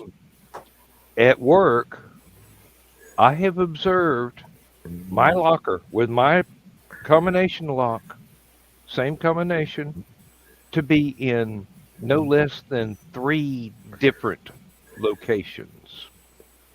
Yeah. Sometimes Wow. it's the next locker over, sometimes it's 5 lockers over. Mhm. Yeah, it's My favorite one of that is the the Berenstein versus Berenstain Bears. Right. yes, Oh, yep, that works too. And well, the thing is, whether or not I there was actually a movie called Shazam that was yeah, about a genie, Genie. and the, the the list is endless. Well, But see, the reason I reference that one is I went upstairs and I pulled out one of the books, and I happened to, for a time, have the Berenstein Bears. The EIN. Mm-hmm. Yeah, I have too. And I held it, and I'm Yep. like, look. Well, it can't be. I'm like, Yep. well, did you make that up? Yes, I made it up. And then I artificially aged it and refined it. This is a precision forgery that I set up just to have this conversation. Mine wasn't a book. It was one of the McDonald's Happy Meal toys. The Yeah. wrapper on it. And Yeah. like it was plain as fucking day. And everybody around me saw it. And then the next thing you know, everybody's telling me, that never happened again. And it's like, no. no, I have had I was on an assignment for an art class to go to a specific address in Athens and draw the house that was at that address. I could not find the address. It didn't exist. The numbers went and skipped that one. Mm-hmm. So I had to have this homework done for art class, so I went to a totally different neighborhood and drew a totally different house. Months later, after some really heart-wrenching experiences, I just happened to be walking from a restaurant to a parking lot. The house was there. Uh-huh. The original house was there. Yeah. The one I was supposed to draw. It was back. There's been okay. There's one time an entire road disappeared. Mm-hmm. One that I had used constantly for years. When I was a kid, I freaked my parents out because of a road. Mm-hmm. Like I was 7 or 8 years old, and we were driving in Arkansas. I'd never been to Arkansas before in my life. It was late. They were agitated. We were trying to get somewhere to stay in a hotel for a wedding reception and the wedding a couple days later or whatever. And as soon as we turned on this one road, my mom says that I started being like, where are we going? What's happening? Why are we going this way? And they were like, calm down. It's like, no, this is the wrong way. And she said, I shouted, this is the road we died on.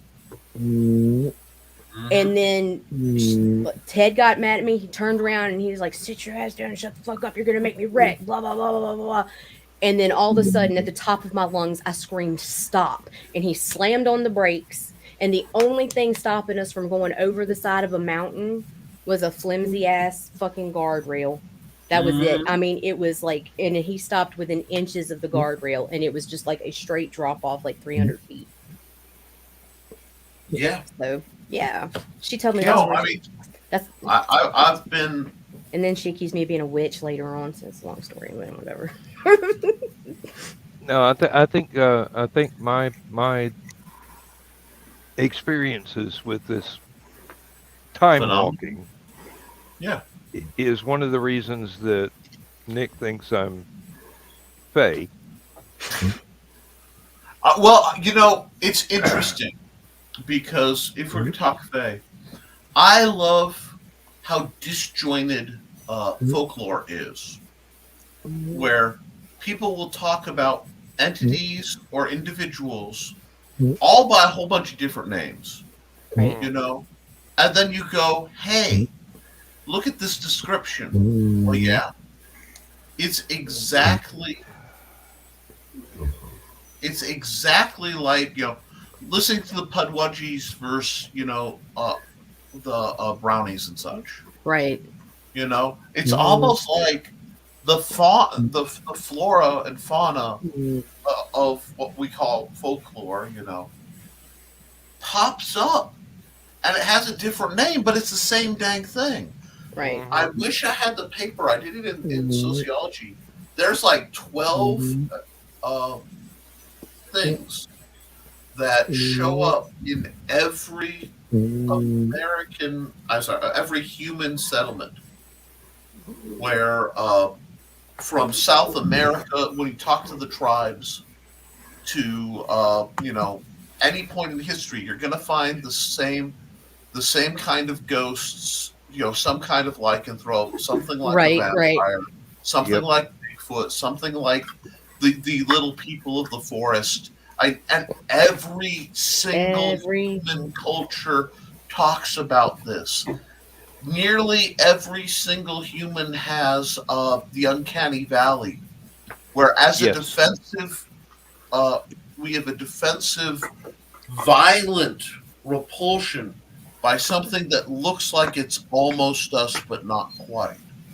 Right. That doesn't make sense unless it's a very unless it's a defense mechanism, like being afraid of snakes because you evolved in trees that snakes were a hazard. Yeah, or even if you go to a baby, they'll freak out. Baby, anything will freak out if you put a claw motion to it. One of the weirdest things. I'm going to have to run the end credits now. Nobody has to go away. I just have to end the show. We can stick around and talk as long as you like, and I would be very pleased with that. All right. But for the regular viewing audience, thank you very much, and good night. And we will join you again the next occasion that we get to do Last Man Standing. Always promote. And Always promote. So right now, say goodnight, Gracie. Go good, guys. And remember, they were trained by Nick Tuckert. Transmission overload. System will shut down.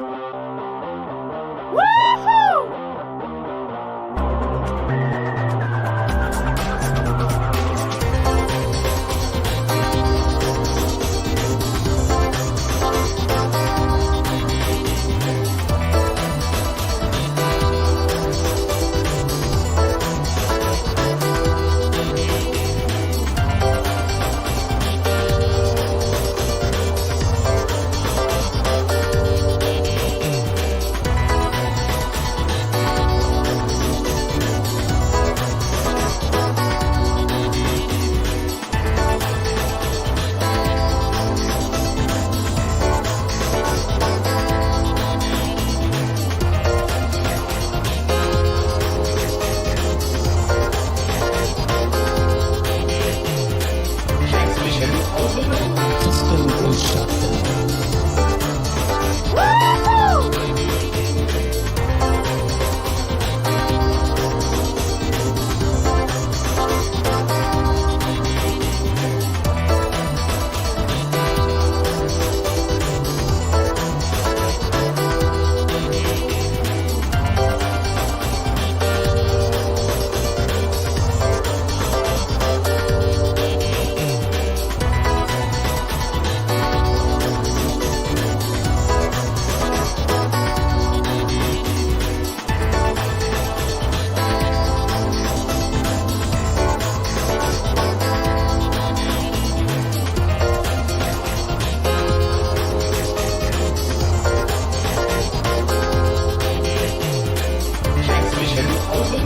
System will shut down.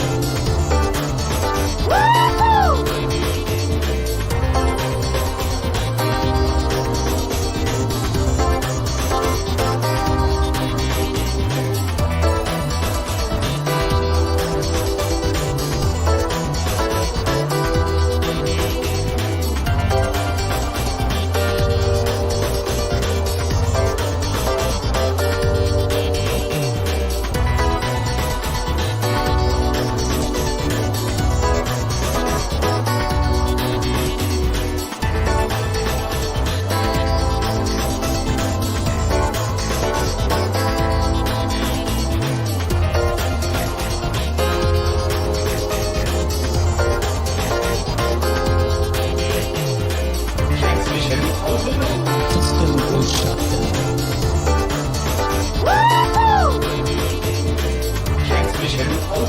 down. System will shut down. System will shut down. System will shut down.